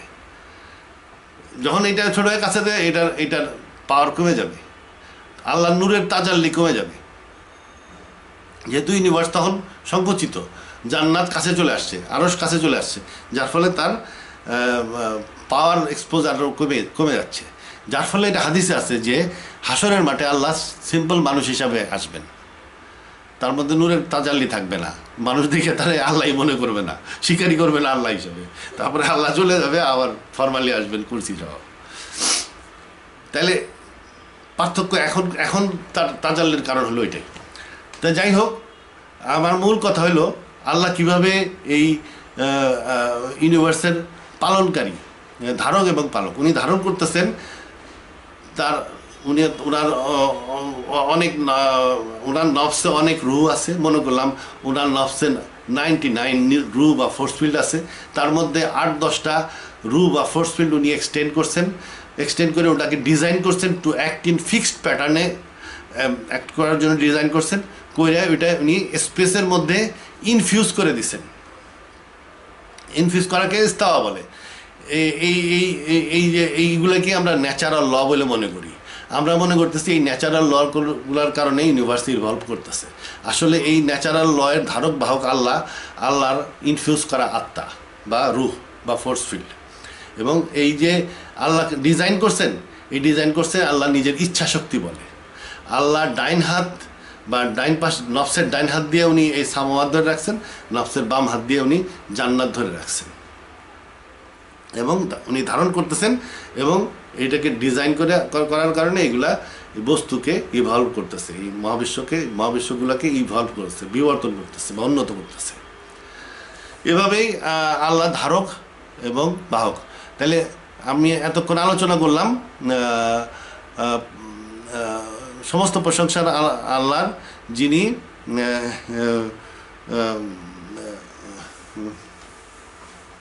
আলহামদুলিল্লাহ রাব্বিল আলামিন, যিনি জগৎসমূহের প্রতিপালক বা praise be to God, cherisher, sustainer and evolver of the universes.